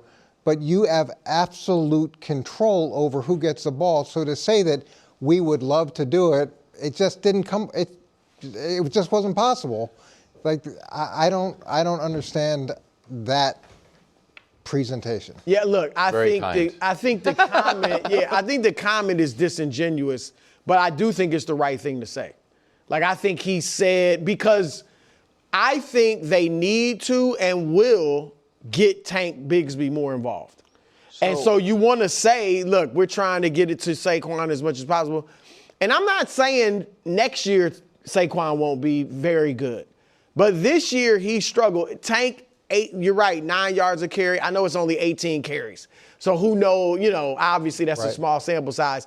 But he does have a burst this year that Saquon hasn't seemed to have. So I would give, without marginalizing Saquon, I would find a way to get Bigsby more involved because they need some explosion. This maybe is like a third-rail Eagles topic. But is it on the board that one of the things they're battling is right now because, again, I think it is purely because of how much they used him last year. We can't talk about football and be like, man, every carry's a car crash. And then be like, yeah, that guy had 450 car crashes last year and he's not the same guy. Is it on the board that they are trying to weigh, man, our best option for running the ball right now isn't Saquon. But if all of a sudden we are giving 15 carries to someone who's not Saquon, a locker room that's already been a bit of a tinderbox, it's a whole different problem. If Saquon's the change of pace back. So, like, if he has to be the featured back and he's giving you, I know, Coach, that he only had 4 carries once they're up 21, but that also means he only had 6 en route to the 21-point lead. Like, throwing the ball was working, running with Saquon has not been working. Like, that's a weird thing that they have to balance because he's such a great player coming off such a great year. If he's just not that, this is a bad example, but it almost feels like the end of Klay Thompson in Golden State. Like, man, like, does he? He's Klay, but he's not our best option. Like, what do we do? Yeah, I don't think it's the end of Saquon. His history, he's had great year, down year, great year, down year. Yes. So go ahead and give Tank Bigsby the ball, and in line with everything else that comes out of Philadelphia, you do whatever you have to do to win the game. So I don't think Saquon's going to be the type of guy to go to The Athletic and do a 16-page article or get on Twitch or whatever and say, I'm not getting the ball enough. He'll probably say, okay, you know, this is what we had to do to win the game. And when you've got a guy who's averaging 9 yards a carry, you give him the ball until he brings his average down. Yeah. And just see what it is. And if you've got to split the carries, you split the carries. But to sit there with 11 carries and not know what you have and then say, hey, we'd love to do it differently, but we can't. No, you fed the beast that complained, and this is where it brought you, to another loss. That's all you did. Well, because most teams have 2 backs anyway that they feature. I mean, heck, we talk, Jahmyr Gibbs is awesome, and they're using, Montgomery's good too, but they use 2 backs. So if I were consulting for Philadelphia after this Black Friday game, I'd tell him, see if we can tell Saquon, hey, long season last year, you know, we have an opportunity to give you 22 days off. Why don't we, your hamstring's hurting you or whatever, why don't you sit weeks 14 and 15? You know what I mean? And then here's what I was saying. With the argument being like, hey, be fresh going into the playoffs, and you don't like that? I don't hate it. And as a side benefit, also getting the knowledge of like, hey, what does the run game look like when Tank Bigsby gets 20 carries? As just a secondary benefit, with the main benefit being have Saquon be fresh going into the postseason. This would be my pushback. He had a whole off season. Yeah, that's true. How many months off where he just chilled? They recorded a lot of commercials, Coach. I don't know how she was. And now, 2 weeks after several months of being hit every week, I don't think that would make that much of a difference. And now this would be, I guess, good for Philadelphia. What if Tank Bigsby goes crazy? That's what I'm saying. Like Rico Dowdle did. But I think that would be great. Rico wasn't the starter initially, right? Yeah. And he went crazy. I think that would be great for them. I think that'd be great. But I mean, Saquon, it'd be one of them good problems. And I think Saquon wouldn't make a big deal out of it. No, I agree. His feelings be hurt, but he wouldn't make a big deal. Should Ja Morant want out of Memphis? We discussed this interaction with Klay Thompson. That's next on First Things Memphis First. want out of the job. I was trying to make it a little more. Introducing Meta Ray-Ban Display, the world's most advanced AI glasses. With a full color display built into the lens of the glasses, it's there when you need it and gone when you don't. Send and receive messages, translate or caption live conversations, collaborate with Meta AI, and more. Be one of the first to try Meta Ray-Ban Display. Visit meta.com/Meta Ray-Ban Display to book a demo and find your pair. Hey, Big Noon Saturday, the greatest rivalry in all of sports. Number 1 Ohio State heads to Michigan for the game. Nick, you know what this is? 3-hour edition of Big Noon Kickoff, live from Ann Arbor, bro. What do you got in this game? You're a Michigan guy, kind of. It's tough. My daughter is going to watch the game at a Michigan bar. She Nice. went there. But I'm from Ohio. Okay. When I was paying Michigan all this money, I was pulling for them. Over the weekend, She's graduated. Mavs, Grizzlies, Santi Aldama grabs Cooper Flagg's leg. Clay Raitley says, hey, what's going on? Then Ja comes over and has words for Clay. And after this all settles down, Clay has words for Ja postgame. Take a listen. He's a funny guy. He has a lot to say all the time, especially for a guy who rarely takes accountability. It's funny to run your mouth when you're on the bench. It's kind of the story of his career so far, just leaving us wanting more, you know? We all want to see him out there and do his best, but he's just been letting a lot of other stuff get in the way of that. And we need that in the NBA. We need our best players to be out there, and when you're a star, it comes with a great responsibility, and I hate to see that go to waste. Your reaction to this entire incident? I think Ja's a clown. That's my reaction. And I think, and Brou, you and I were talking about this off the air, but it is hard to find a player of that caliber that squanders it all without there being a drug problem like there was for a lot of guys in the 70s and 80s when the NBA had a bad drug problem. And I'm not alleging that Ja at all. I'm saying without that, or without a devastating injury. Just rank immaturity. And we have seen guys blow it or not achieve full potential, but I don't think we've seen someone who was top 5-ish and certainly en route to this quickly be non-factor bad contract. And for no reason other than just a real unbelievable dedication to being a clown. And of all the guys to go after, one of the most well-liked, well-respected. Listen, I know Clay's had his moments, the 4 rings thing. Like, I'm not acting like Clay's, never made a mistake. Right. I like that. It is, no, I know, but that was sick. It's so unlikable and it is so predictable for a guy who I think we all see him blowing it, and he just seems not to care.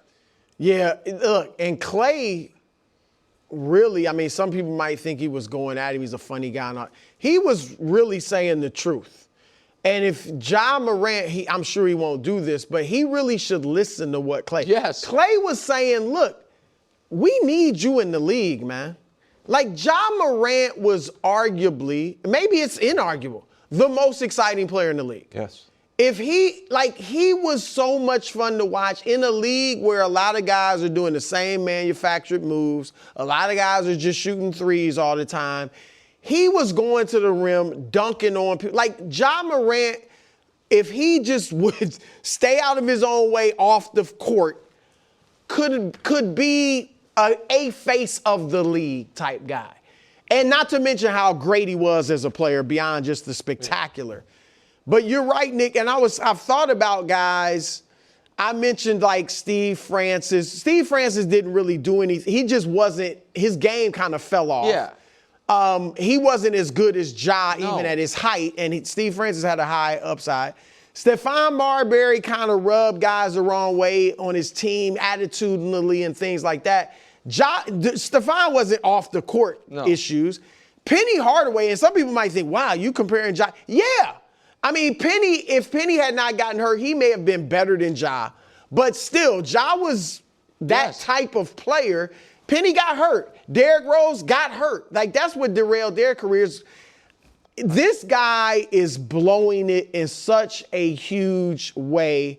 And he's blowing his whole prime. The thing is, all of his greatness was pre-prime.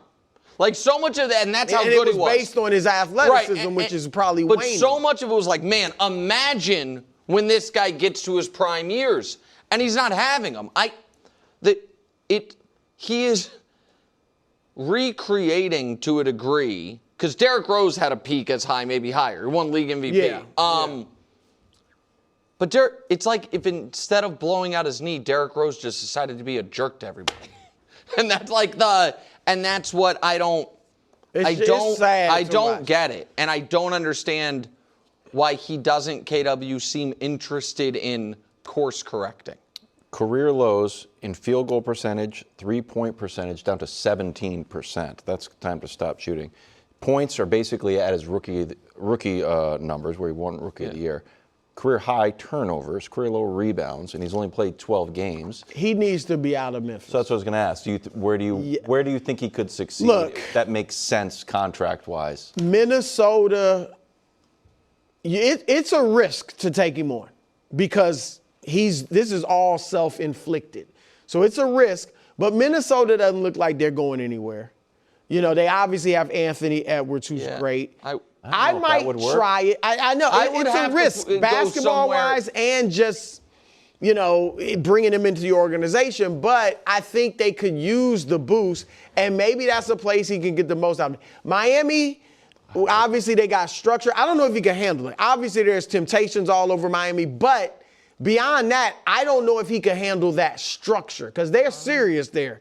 With Pat Riley and Spoelstra. Orlando. I don't care how talented he is until I see Ja Morant be an adult. And I know I sound like a crusty old man. I am a grandfather. Yes. But he is young enough and talented enough to have this be a long but just unfortunate chapter. If at some point he's like, you know what? I was being silly, a little too proud, a little too immature. I want to play 10 more years of great basketball. Take a chance on me. I'll get back to being Ja Morant. One press conference like that, and I'd be back in. Instead, even back when it was the gun stuff, it was a lot of, woe is me, this is unfair. The sad thing is he will probably realize that one day, but he'll be an average player by that point. He won't be able to be a star anymore. Live from New York. Top 10 Tuesday here on First Things First Overtime. We'll see where my Patriots are and the Bears are. About to find out today. Are the Chiefs back on top of Top 10 Tuesday? Were they ever on top of Top 10 Tuesday? Yes, they were. After Danny bit the knee and was like, I'll never doubt him again. They're the best. They're going to. And then I doubted him. You talk about the roller coaster. Yeah. I mean, with the Chiefs, he is on the roller coaster. That's what happens when you're 6-5. Yeah. Meanwhile, Joe Burrow versus Lamar, and all of a sudden, is Joe Burrow the healthier quarterback? That's strange. Yeah. But right now, we're starting with last night's game. The 8-4 49ers get yet another win. Brock throws 3 passes to the wrong team. Second time in his career he's done that in a half. Nevertheless, San Francisco prevails. Here's Brock postgame. Mentally, as a quarterback, you want to play aggressive. You want to take what the defense gives you, but when you turn the ball over really 3 drives in a row, it's like, all right, you feel it. You feel a little bit of pressure and stuff, but, I mean, this is why we're put in this position. I can handle this. As a quarterback, you can't lose confidence in yourself. You can't, shrivel back and then all of a sudden take a bunch of checkdowns and stuff. Like, you still got to read the play out and stay aggressive and be better. You got to learn from your mistakes, too.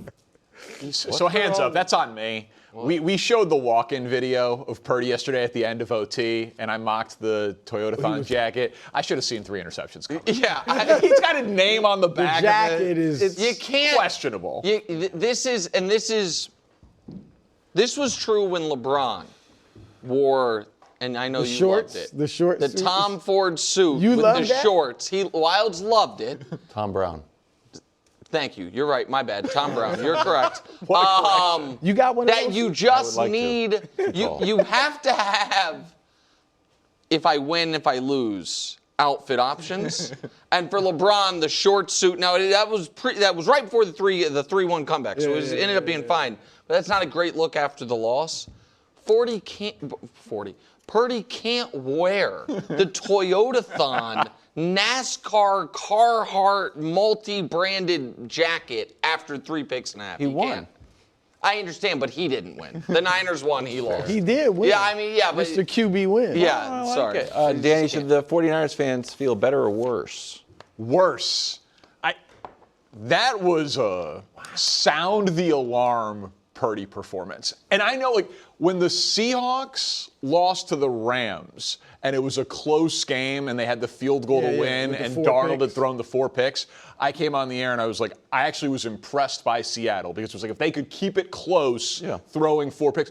But that was because it was the Rams. And it was the best defense. Looking like that against Carolina, that should have been a loss if it wasn't Carolina. Like, if Carolina executed off of those picks, we're talking about a Niners loss today. And Purdy, I don't know. He said after the game it wasn't injury-related, and you called me a doctor yesterday on air, and it's sticking with me. But I'm not buying it because... You think it's injury-related? He's never had the strongest arm, right? He's not Allen or Mahomes or Herbert or anything like that. I understand that. But those were lobs. They were soft. What did you call them, Wild? You call them muffin passes? I've never heard of it either. You call them muffins. No, he plays hockey in Chicago, and it's like, I think it's a hockey term when the ball looks like, or the puck looks like a muffin. So now I just use it for any. Soft interceptions. Like, this is just a nice. But I think it's better for, if I'm the Niners, I would kind of rather these be injury related. Yeah, but I don't know that he's going to recover. Fair. I mean, I get that. Like, well, you'd rather that for your long-term faith in Purdy over years, but not for this season. No, for this year. But so I think they should feel better. To your point, now long-term, if Brock keeps playing like this, then you got an issue. So I get that. Like, I don't think he'll keep. Obviously, not going to throw 3.5 regularly, but I think he can turn it around. But if he keeps playing like this, you have a huge problem because you paid him all that money. But for the team, it's kind of like you said about Seattle. He threw 3 picks and they won. And Carolina was 6. They're 6 and 6. Are they 6 and 6 now? Yes. Yeah. So I mean, they beat the Cowboys. They are a legitimate. I don't think they're very good, but they're a legitimate playoff contender. Bryce was bad yesterday. Bryce was terrible. But my point is just that you beat a team with your quarterback, a playoff contender with your quarterback throwing 3 interceptions, and you beat them handily. So I definitely think they should feel better. And because Brock, even if he doesn't get back to what he was doing years ago this year, he's not going to throw 3 interceptions a game. I don't think he's going to throw 3 interceptions a game, but there was a common thread of those interceptions. It was because he was great when he was checking it down. Yeah. When he was throwing short. And let's just put up if it traveled 10 yards down the field, right, yesterday. He was obviously terrible. He had the 3 interceptions, a passer rating of 2.4. And 2 more almost picked. Right, exactly. Yeah. It felt like you could have had a handful. I didn't know 2.4 could even pop up there. Yeah. I was surprised. But Shador at the bottom was around there. 22 of 25 for 168 yards and a touchdown on passes under 10 yards. So it's like, all right, well, he hasn't actually always been that bad at it. Never had a strong arm. He's been good at it. Shanahan is so great at scheming guys open. I think why Shanahan loved Purdy was he could execute the passes, even without down the field. So even down the field. So Purdy for the last 3 years on passes that traveled more than 10 yards. This is prior to this year? Prior to this year. Yeah, he was great at it. He was the best in the league. Pre-injury. Because he hurt his toe in week 1, came back in week 4, then missed all that time and came back. So the last 3 years he's been great at it. But this year, so yesterday's game and the previous, whatever, it's been 4 games that he played, he's been consistently awful at it. And so I wondered, we have the last graphic that shows the whole year of it on the passes that go 10 yards. It feels like this year's going to be the outlier to the last 3. And if all you do is dink and dunk, there's a real ceiling. I get if you're saying quickly. I get if you're saying concerns about Purdy. I'm just saying as the team, 8-4, you beat Seattle with him throwing 2 picks. You beat Carolina with him throwing 3. I wouldn't want to count on that. KW, before we get to what you want to get to, can I jump in here? Then I'm going to. Yeah, you're going to take this car in a different direction. I understand. And you've been very patient on this take all day. You've waited all that time. So here's why I would. I don't know what's coming. Here's why I would feel better if I were the Niners. Because this was a reality check for them. And I do think, as long as Christian McCaffrey's out there, and as long as Shanahan's calling the offense and Bob Saleh's calling the defense, they're dangerous. Like right now, the 2-7 is San Francisco going to face Philly. If that game were played next weekend, I'd give San Francisco a real chance of going into Philly and upsetting them. Now, granted, Philly maybe by the time the playoffs comes along is operating at a higher level than they have been all year, but right now I'd give them that shot. And we don't have to have a big picture over the last 4 years Purdy argument right now, but I've always been a skeptic. Yeah. And I think a lot of those numbers were a virtue of he had better guys he had better players around him that put teams in really tough positions. He was not going to have that this year because it's McCaffrey, who's great, Kittle, who's great, and then a really blah receiving core. And I think this is a reminder for Kyle Shanahan, hey, man, we know you hated living in this world, but for the rest of this year, you're back in the Jimmy Garoppolo world. Where you're asking. I don't necessarily think that's true. But here, KW, he wants them to go to Mac Jones, but Mac Jones is the Jimmy Garoppolo world, where Mac was not taking a ton of chances. Mac was playing right. He was playing. Now he threw for a bunch of yards, but it wasn't a ton of bombs. It was more Jimmy Garoppolo-esque. And so I want you to say whatever you want to say, but I just think them throttling back on Purdy's aggressiveness and saying, like, Purdy, you don't deserve this arm arrogance. You're not going to step on people's throats like Tom Brady. What you're going to do is what you did after the 3 picks yesterday. Check it down, lean on Christian McCaffrey, trust George Kittle. I think that's a path for them. You think the path is go to Mac Jones? Here's what's going to happen, and I'm 98% positive. The Browns are going to beat them up? The Browns and Myles Garrett are going to make this a nightmare game for Brock Purdy. Yet, the 49ers will win Shador's second start. It'll just be Robert Saleh. I will give that nod to the 49ers. Also, let me add something for you there. Snow. Oh, is in it the snowy? forecast. Snow in the forecast on Sunday. So, and we know that this toe, we got a report, it's going to last all year. I think there was a report it might last his whole career. Well, no, that wasn't a report. Troy Aikman's like, man, Deion's dealt with this for 30 years. If Troy Aikman says it, I believe it. Yeah. Danny put the numbers down. You went from the best in the league to bad at it. 2.4. Yeah. You're hurt. So it is what it is. So he's going to come out. Mac Jones is going to go in. Mac Jones is going to be throwing pillows around the field and be like, oh, what is the difference between pillows and muffins? Good question. Pillowy ball is easy to catch. Yeah. For both teams sometimes. So how's that different than a muffin? A muffin is just kind of floating up there. A pillow is like nice. So what's Mac going to lead them to? I think Mac will make them a dangerous team in the playoffs. And Brock is going to sit until he's healthy, which isn't going to happen. You can't go into the playoffs with a quarterback who has 8 touchdowns and 7 interceptions and being like, we've got the better quarterback. Well, he's got it. Look, I do think, they've said it's not going to be healthy this year. If the toe is bothering, he needs to sit and try to get healthy. And I think Danny's graphic shows the toe is bothering him. Right, so try to get healthy for next year. Because, look, we know the contract, and it's a no-trade clause. Yeah.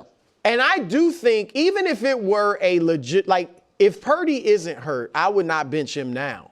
But if he were to continue, obviously, to play poorly like this, then you could bench him. And I think you can bounce back from that. I mentioned guys earlier who have been benched.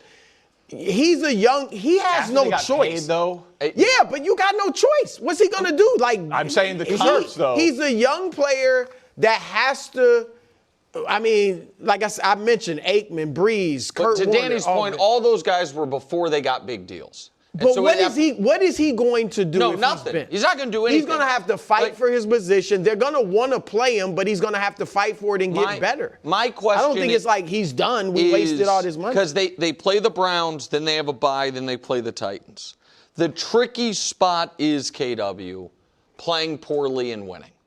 Would they let's assume you're right about the Browns game, but they don't bench him. They're like, hey, we're going to buy, you know what I mean? So they play, then the Titans game rolls around. You win again. And he plays poorly, and it's not quite as bad as yesterday, but again, would they bench their $50+ million a year quarterback on a winning streak at 10-4? No. The answer is no. And I think it's the wrong decision. But KW, I think you Mac normally wasn't would great not every game either. I think you would never advocate galore. for a team benching their starting franchise quarterback on a winning streak unless your guy was his backup.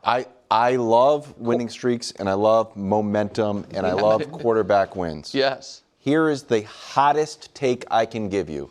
The 49ers should play the better quarterback. That's it.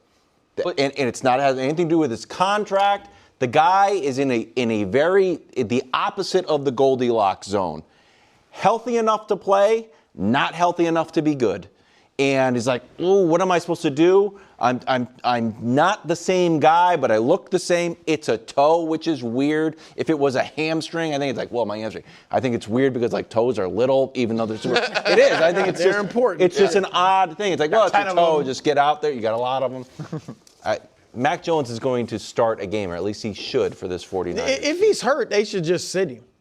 Because if he's legitimately they have an hurt, excuse in the injury. Yeah. He's hurt. Okay.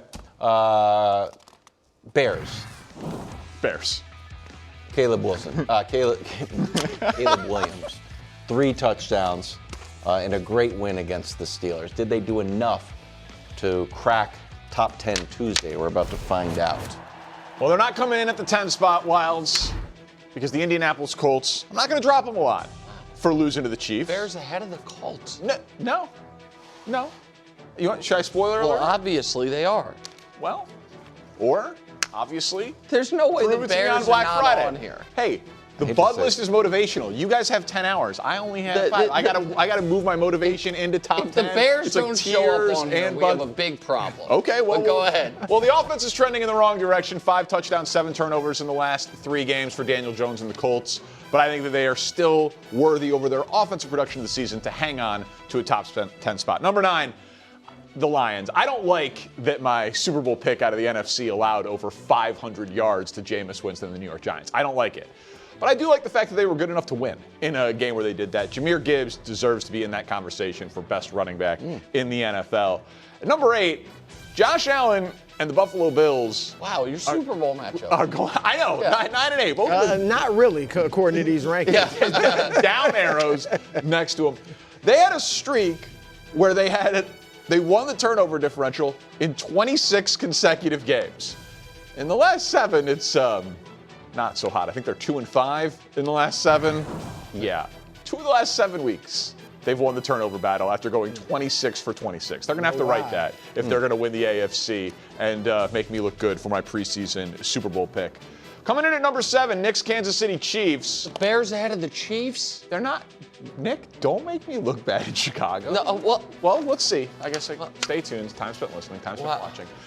That was the first game where I really felt like it looked like a Chiefs game from last year. Double-digit comeback entering the fourth quarter, 1-score win. Other team like forgetting basic strategy, like giving the ball to Jonathan Taylor, and the Chiefs, the heart of a champion, coming out with a win. Number 6. You know how good the Denver Broncos look when they're not playing? Because I got questions about every other team on this list. I really only think one team in the NFL is good. We'll get to that at number 1. It's a good place to put them. But they've outsacked their opponent in every game. They've got an elite defense. They didn't lose this past week because they weren't playing. Broncos get to stay in the 6th spot. Number 5, the New England Patriots. Highest they've been on Top 10 Tuesday, and we should look at the resume for the Patriots because it's undeniably impressive. 8th in points per game. 6th in yards per game, the most explosive plays in the NFL, the most takeaways in the NFL, the 31st ranked strength of schedule. So it's an impressive resume. Everyone agrees, an impressive. Yeah.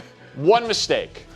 That's the resume of the Chicago Bears. Oh, wow. Yeah, that's the resume of the Chicago Bears. I don't think we have that many takeaways. Yeah, no, you know, but you're like, oh, wow, it's a good team. They absolutely deserve. Turnabout. That was good. Absolutely I like that, deserve to be there on the list. So is it the Patriots? Is it the Bears? Nobody can really tell, but those are the Patriots right So wait, so are the Bears number 5? No, it was just a They're way. number 4, apparently. No. It's just that's where the Patriots are. My point is, it could be the Bears. Coming in at number 4, the Baltimore Ravens. What? Nick, relax on the Bears. I'm now aghast at the Ravens. Brou doesn't even have the Ravens this high. The Ravens have held their opponent to under 20 points. You like defense. 6 weeks in a row. Yeah. All of these teams have massive question marks. So what can I count on? I can count on the Ravens defense, and I think Lamar is going to get it together. Get it together, Lamar. I'll take it. Coming in at number 3, the Philadelphia Eagles.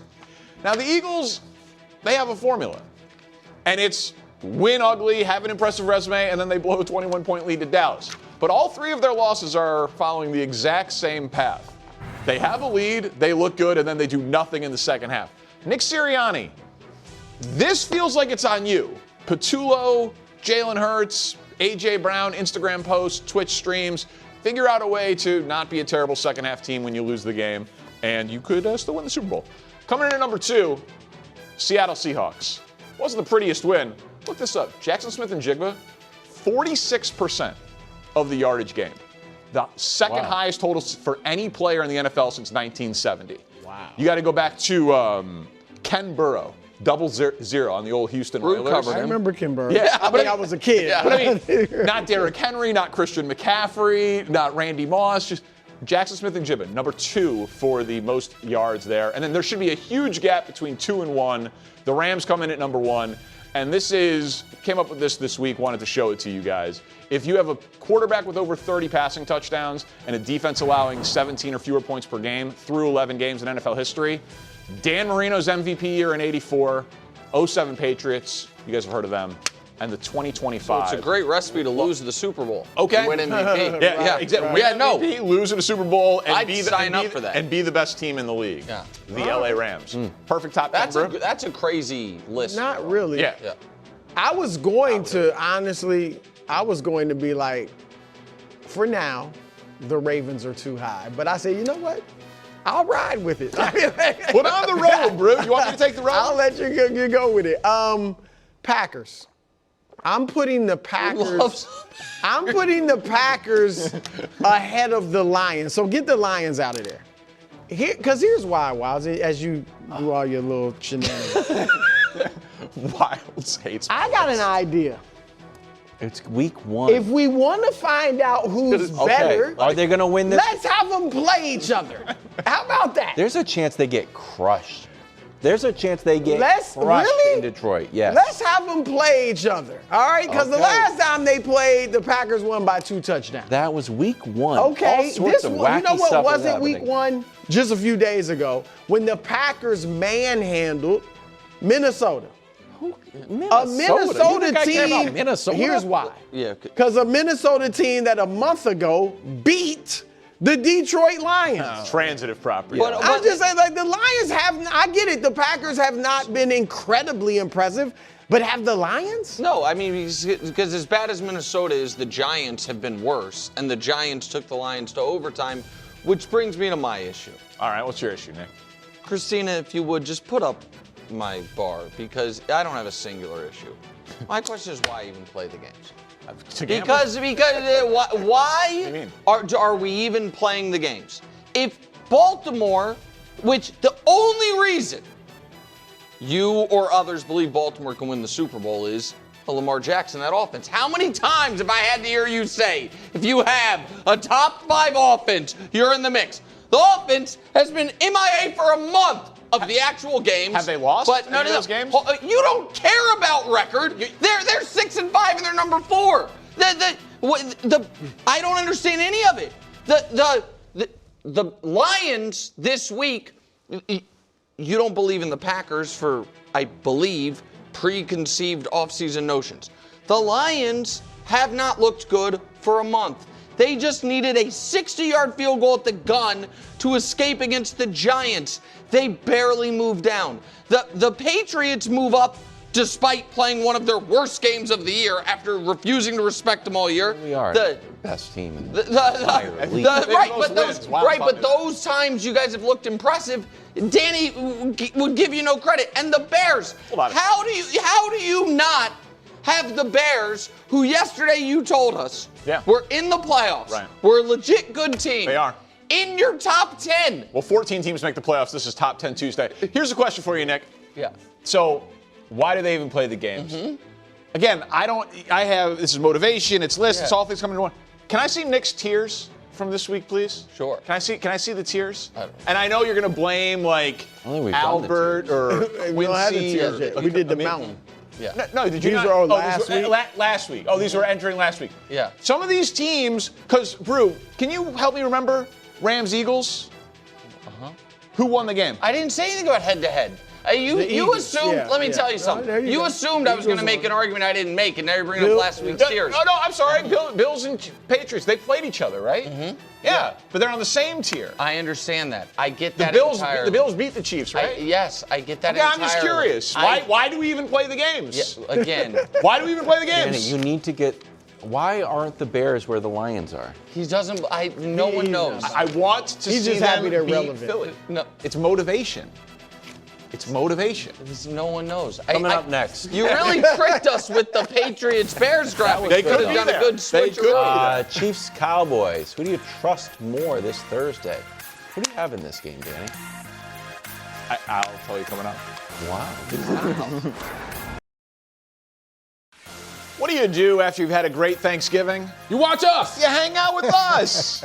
Coach is going to work Black Friday, will he? Not surprised. No days off, right? It's been my dream to work with you guys on Black Friday. I finally get to realize that. Dreams do Yes. come true. You'll be hanging out with the brothers on Black Friday, DP. Like I always do. Yeah, Like, right. I got an Already invitation go. to the cookout. Yes, Thank sir. you very much. Yes, Come sir. see us 10 to noon Black Friday special. Hang in there, G, baby.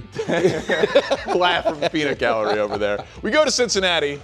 Bengals fans, a lot to be thankful for, I guess. Head coach Zach Taylor, he spoke yesterday. He's expecting Joe Burrow to make his return on Thursday. The Bengals, of course, facing the Ravens in Baltimore Thanksgiving night. Here is Joe Burrow, who spoke today ahead of his return. It's a division rivalry. You got respect for him, but it's intense out there. It's something I wanted to be out there for. Playing on Thanksgiving is something I've always wanted to do, that I've pushed for in the past, and the NFL gave it to us, and then, the injury happened, and thought I wasn't going to be able to play. And then as we got closer, I, felt like it was a real possibility. It's a national stage to go out and prove yourself again after not playing for several weeks, and every opportunity that you get to go and prove all the hard work that you've put in, the type of player you are, is something that I try to take advantage of.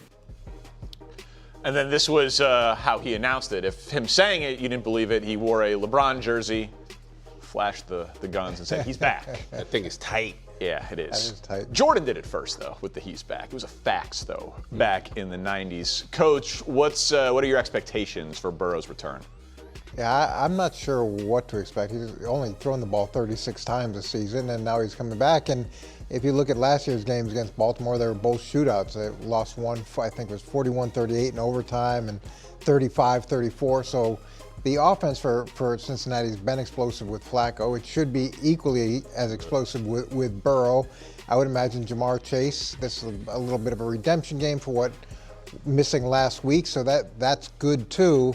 It's just with so much time off and such limited exposure this year, it's hard to not imagine there's some rust that he's got to knock off, especially early in the game. Yeah, I'm sorry. I just don't understand why he's playing. And I know we brought this up the last time. Like, well, he's a competitor, but this team is 3-8, man. Like, I don't understand what you're going to accomplish by trying to beat the Baltimore Ravens. It's not like you win and you're in type of situation, or you win a division, or you're ahead in the division. What do you make of what he said, though? He said he's always wanted to play on Thanksgiving, and it's an opportunity to continue to prove who he is. It means nothing when your franchise quarterback is dealing with a gimpy toe. And I understand from him. I understand him being an emotional spark. I understand him kind of really elevating the offense. But like Coach said, Zach Taylor's been here before. We know that first 15 is going to be easy throws, quick slants. You're going to see choice routes with Jamar Chase. I get all that, but you're putting your future quarterback at risk for a reward that means nothing. So I'm struggling with that overall, but I expect Joe Burrow to be accurate. I expect him to understand that the Ravens are going to dial up blitzes, they're going to try to get after him, and they're going to try to test his process. So we'll see, but I just don't get why he started. Now, they did win 5 in a row last year. If they win all 6, they've got a 46% chance of making the playoffs. It's not great, but with the way that division is set up, and if they can beat Baltimore twice, who knows? And that's where I come out on it. Like, my expectations is he's going to be great, because I think he's a great player when he's healthy. Like, when he's healthy, he's great. And I'm with you. If he's not going to be great, then there's no reason to be doing this. But we can't judge if he's going to be healthy till he plays this game. We don't know where he's at. Everybody looks great in practice. I know. And I obviously haven't even seen the practices. I'm just saying he's not going to be able to be graded on a curve.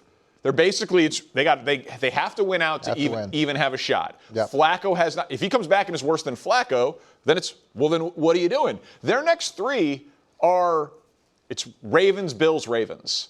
He'll treat those like they're his playoff games. Sure. These guys work year-round to play these 17 games a year. When he saw this schedule come out 9 months ago, he was like, oh, man, we get the Ravens on Thanksgiving, then we get the Bills, then we get the Ravens again. Like, he's probably been thinking about this pocket of the schedule for 8 months? Yeah, I just don't think the risk is worth the reward. He's injury prone. He's been in this position before. He is the future of your franchise. And now you're talking about a defense that can't do anything to combat what the opposition tries to do to them. And I think Joe Burrow is a hell of a quarterback. I expect him to be great. But I just don't. I think if this thing goes left against a very worthy defense of the Baltimore Ravens, now you're digging yourself a bigger hole. I just don't think it's worth it. So you'd shut him down for the year? Yeah, you're 3-8. This season has been lost 2 weeks ago. With the division the way it is, though, and the fact they're playing the Ravens twice in the next 3 weeks, you honestly think they're going to beat the Ravens? Yeah, I think that based off of how they played last year, and the Ravens' offense hasn't been clicking very much this year. They got hot at the end of the season. I think who knows. Let's see what happens. If it doesn't go well, then you think about it differently the following week. Well, we'll be talking about the results on the Black Friday special. To Dallas, Cowboys host the Chiefs this Thursday on Thanksgiving. Another game we'll be talking about 10 a.m. on Friday. Chiefs are 6-5. Cowboys are 5-1. Both obviously in virtual must-win mode and both coming off huge wins. Here's Patrick Mahomes from earlier today. I think throughout the last few weeks here, teams are really challenging us in man, and I got to be able to make those throws in those big moments, and I was able to make the throws. Guys were able to get themselves open. Coaches called the plays really well, and we executed. And I think whenever we're able to do that, it forces defense to have to adjust and play zones where I feel like we can play at a high level as well. And so being able to prove that we can do both, I think it's something that we have to continue to do through the rest of the season. These offenses are both really scary. Cowboys have a few numbers that are better. Chiefs have a few numbers that are better. Coach, which offense do you trust more? On Thanksgiving, I'm going with Dallas. The last 3 Thanksgivings, they've won by an average point differential of 16.7, so almost 17 points per Thanksgiving. So there's that. They play well on the day. And then when you look at the 2 quarterbacks, if we can just pull up where they are comparatively, you can see how well Dak is playing right now. 5th in completion percentage, 2nd in pass TDs, passer rating. And then if you want to go bigger picture and look at how the offenses are playing, it's hard to argue with what Dallas is doing. 4th, 1st, 6th. 11th, there's a little bit of drop there, but they're still better than Kansas City. And then time sacks, Dak's done a great job there too of avoiding sacks. So I like where Dallas is offensively. I like the fact that they were able to fight back the way they were last week. And I also like the way they play on Thanksgiving. Yeah, I trust the Cowboys too. And the simple fact they get it done in the red zone. The Chiefs don't. And that's been a big bugaboo the last couple of weeks for them. I got a graphic to show you how bad they are if you throw it up. It's a graphic off. Yeah, we got to go right at each other. But I look at this. This is who they are. I mean, this is not the Chiefs we expected to be. This is not the Chiefs that we think are going to make it into playoffs and cause damage. This is who they are. And they've struggled, especially last week. I thought they were going to get over the kind of the bugaboo they dealt with in Denver. And you see how they, pretty much went 1 for 6 in the red zone this past week. And I'm saying to myself, Patrick Mahomes' cape is wearing thin. He can only shoulder this offense for so long. And I trust Dak. I trust the trio, Pickens and CD and Ferguson. They do it right, and they win their one-on-ones. And they keep Dak upright. So I got the Cowboys. So, I mean, that graphic shows me that the last 2 weeks are more the outlier, and the first 9, I'm assuming, is what they're going to be. It's weird. So it's a clean sweep. In terms of the offensive side of the ball, I do trust Dallas more. But I'll just flip it to you guys and say, even though I think Dallas's offense is more explosive, we agree. This year, Dak has been more consistent than Mahomes. Right. I think we all would agree on that. I still trust the Chiefs in a must-win spot to get it done. The Cowboys playing well on Thanksgiving, that doesn't mean much for me. It's different coaches, it's different years. 1 year it's against the Giants. I don't know that this Cowboys team with George Pickens, who didn't play in the last couple of games, I don't know that they're going to be ready. I don't think there's any challenge that the Chiefs could have where it's we don't know how to get ready for a Thursday night game. But it's even though the Cowboys offense is better than the Chiefs, I still trust the Chiefs to win the game when both teams need the game as much as they do. What's interesting, though, is as we've talked so much about how bad the Dallas defense has been. It's been better recently. It's been a lot better recently. The addition of Quinn Williams has made a significant difference. I think collectively they're playing better in terms of understanding the scheme. And the defensive coordinator, Matt Eberflus, being able to understand the players better, what they can do well and can't do well. So that's been good also. And I get what you're saying about last year and the year before. It doesn't necessarily matter. But there are some moments where you have a tradition, like Dallas has this tradition, that can be a little bit different and can be an edge for you if you're used to playing it year in, year out. And a lot of those guys have been part of that. Yeah, I think the Cowboys just aren't beating themselves like the Chiefs are. Penalty-wise, they just riddled. I mean, back-to-back weeks, you talk about this team just – especially on first and second down, they're just not getting it done, and they're getting dumb penalties that's really pushing this offense back. But overall, I just trust the Cowboys. They're in the groove, and I'm with you, Coach. That win against the Eagles, it showed me a lot. They got heart, right? They could have laid down being down 21-zip. They didn't. It's kind of a remarkable thing. Like Dallas then, with this offense that we're now saying we trust more than the Chiefs, but they lost to Carolina, they lost to Arizona, and it's probably too little too late for them to actually go on in here and make a run. Well, the other thing with Mahomes, if you look at his last 3 games, he's got 3 games in a row now of sub-80 quarterback rating. Yeah. It's only happened one other time in his career, and that was 2021. He's in a slump that he hasn't seen in quite some time, which you wouldn't really think because he comes off such an exciting overtime victory against Indianapolis. The Vegas odds makers expecting a ton of points in this game. Game expected to be played into the mid-50s with the total. Coming up is the Eagles offense finally going to get clicking. Time now for He Said, We Said, and we start in San Francisco off last night's game. Christian McCaffrey, he was used a lot, but he was also asked about Brock Purdy's 3-interception performance. Take a listen to CMC. He's as poised as they, nobody needs to, he's a professional and a really good football player. Nobody needs to tell him anything. I think it's like if I make a mistake, I know I make a mistake. Or if I have a drop, I know, somebody says catch the ball, it's like makes you want to knock them out. It's like those aren't. There's not really nothing to say. You just keep on playing. It's a long game and anything can happen. I love that.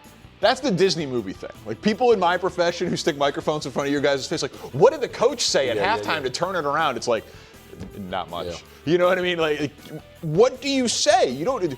Hey, Brock, don't run the interception play. Like, I think what Christian McCaffrey did right there was perfect leadership. And while I thought Purdy was atrocious last night, the first person who would know that is Brock Purdy. Yeah, I credit CMC. I think he's right. I think it's just a blip. You kind of keep your mouth shut and allow Brock to kind of reset himself and get going. But I trust this defense. I trust Kyle Shanahan, who I thought coached a hell of a game. And CMC is actually the stabilizer for this offense. You talk about the second half of this game.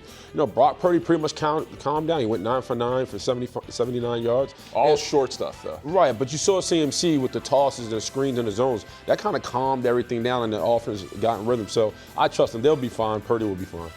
Yeah, I don't think anything positive comes when one player criticizes another player, because everybody's going to make mistakes, and that coaching really needs to come from the coaches. You can encourage them, that's sure. Positive, but outside of the Arizona game, he's got 5 touchdowns and 7 picks, and I think if Carolina had been better at converting those interceptions into something meaningful, we probably would have seen him get pulled. This game worked out really well for him. As badly as he played, it worked out well for him because the coach didn't have to make the decision where they're down 21-0 because of his turnovers. And now you're still looking at Mac Jones and everybody else's too, and you got to make a call. Yeah, Bryce Young his numbers weren't quite as bad, but he was equally bad. He was also really bad last night, which allowed Purdy. He saved Brock Purdy. He absolutely did. Up next, here's Jalen Hurts on the offense after. Man, they started out hot and then a tough loss to the Cowboys. I think overarching, we gotta find a way to finish the game, and we gotta find some consistency in what we do.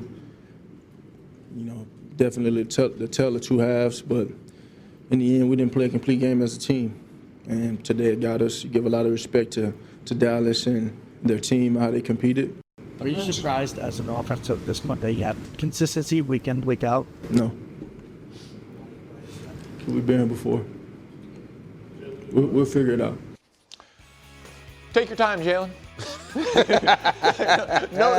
no rush. Right. And it's weird because he is right. Like they're a lock to make the playoffs. They're a lock to win their division. So like that allows him to have some calmness, and he can point to the ring on his finger and the banner that hangs out there, and he can try to not be bothered by A.J. Brown and Twitch and Instagram and wherever the next controversy is going to come from. But at some point, I'd like to see a little bit of a sense of urgency there, Coach. Yeah, look what happened in this game. You give Saquon the ball 10 times, and you give Tank Bigsby the ball 1 time, so they total of 11 carries. You're up by 21 points, and your running backs have a total of 11 carries. Now, the flip side of that is A.J. Brown. He got 10 targets, and Devontae, he got 11. So they all got an equal amount of targets. Fantastic. You know what happens? You lose for the first time with a 21-point lead in 26 years. So that's what it is. It's they complain. You know, there's problems. Do you think that was because of the complaining? Yeah, I think when you're throwing the ball 39 times, when you have a 21-point lead, and this is the final stat sheet, that's a problem. And they have a way they win, and it's been very successful. And when they deviate it, the numbers are the numbers. It just is. Yeah, I appreciate Jalen Hurts not hitting the panic button, but the truth of the matter is the health of this offensive line has been bad, right? I think it's really regressed the offense. And when you talk about who they are, they run the ball, they marry the play action off it, and they just simply haven't be able to do that. And now you're talking about Saquon, and you talk about the deficiency he had in the second half, only having 22 yards. You're looking at this offense kind of sputter, right? And even though AJ got his targets, but I think I'm with you, DP. I just don't know who they are. I can't look at the tape and say, are they a run dominant or they're a pass happy team? It looks like they just get by because the defense has played better. But really, it's on Jalen Hurts to correct a lot of it. So we'll see what happens in a couple weeks, but they're running out of time. I would just like him to figure it out after they play the Bears. Just don't figure it out on Black Friday. And you know what I mean? And then figure it out at week 14, week 15, something like that. Now the Rams are in first place in the division, first place in the NFC, first place in Top 10 Tuesday. 6 weeks to go, though. Here's Sean McVay on all the first places.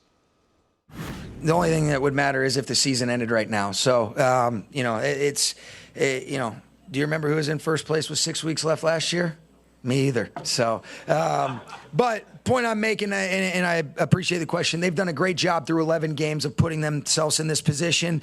And when you look around this league, every single week something inevitably occurs where you're saying, I can't believe that happened. Let's stay humble. Let's stay in the moment. Let's continue to lean into our preparation, have the appropriate urgency, but also the enjoyment. This team has fun, and good football is fun.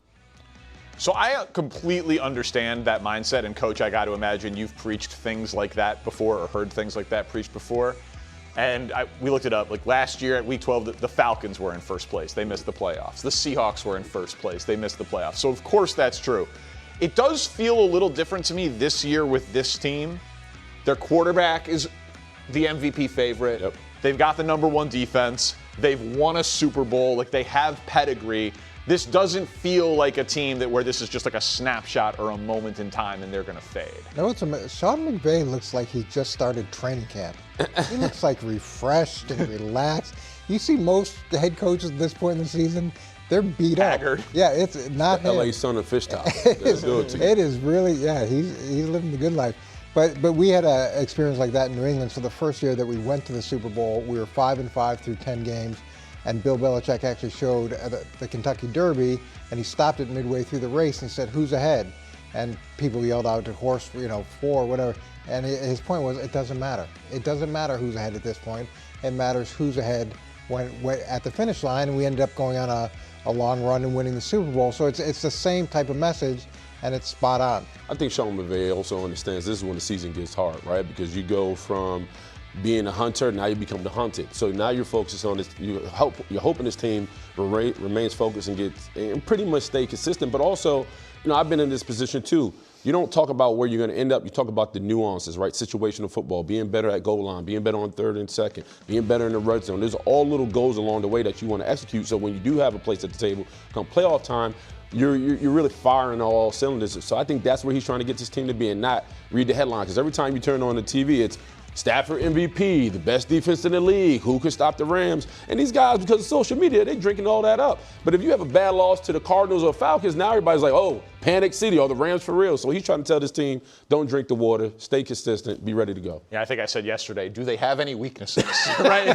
That's probably not the message as a coach that you would want them to be hearing. Yeah, probably not so much. There was a moment from last night that I felt like needed the examination of Coach and Willie Colon. We'll get to it coming up on the OT. That's Caleb Wilson, North Carolina's star, coming up. After us, St. Bonaventure takes on number 16 North Carolina, Jeff Levering and LaFonso Ellis on the call. You can catch it all right here, right after us on the OT on FS1. Time now for, did you catch that last night? Ugh. Yeah. Jawan Jennings had to be held back after he took a swipe at Trayvon Merrick. And, you know, I get it. Yeah. If I'm being honest with you. Yeah. Kyle Shanahan also supported his player. Willie, we asked you about the Jamar Chase, Jalen Ramsey incident. How do you feel about how this all went down? Well, I'm going to take the words from the great Mike Tomlin. Do what comes natural. yeah. Right? Yeah. Like, listen, my only, input for Jennings is there, like, do it and catch him in, the lobby. Catch him in backstage. Don't do it on the 50. We got a million people watching, all the cameras around you. There's a bus where the other team has to leave. That's where you catch him. You don't catch him. You don't catch him on the 50. It's a veteran move. I really hope Jennings doesn't get fined or penalized for retaliating. It makes total sense why retaliate. It's ridiculous. Yeah. And the kid had a cast on it, like a soft cast. I don't know what this is going to cost, but this should cost a lot when you take a shot like this. Good coach points for Kyle Shanahan being like, I was proud of Jennings for not losing his mind. Yeah. I feel like that scores points in the locker room. Yeah, it's the right answer, but it's just so wrong. Yeah. Not a good look for Merrick. Pretty good for Catch Jennings. him by the bus, homie. Enjoy the basketball. We're back tomorrow.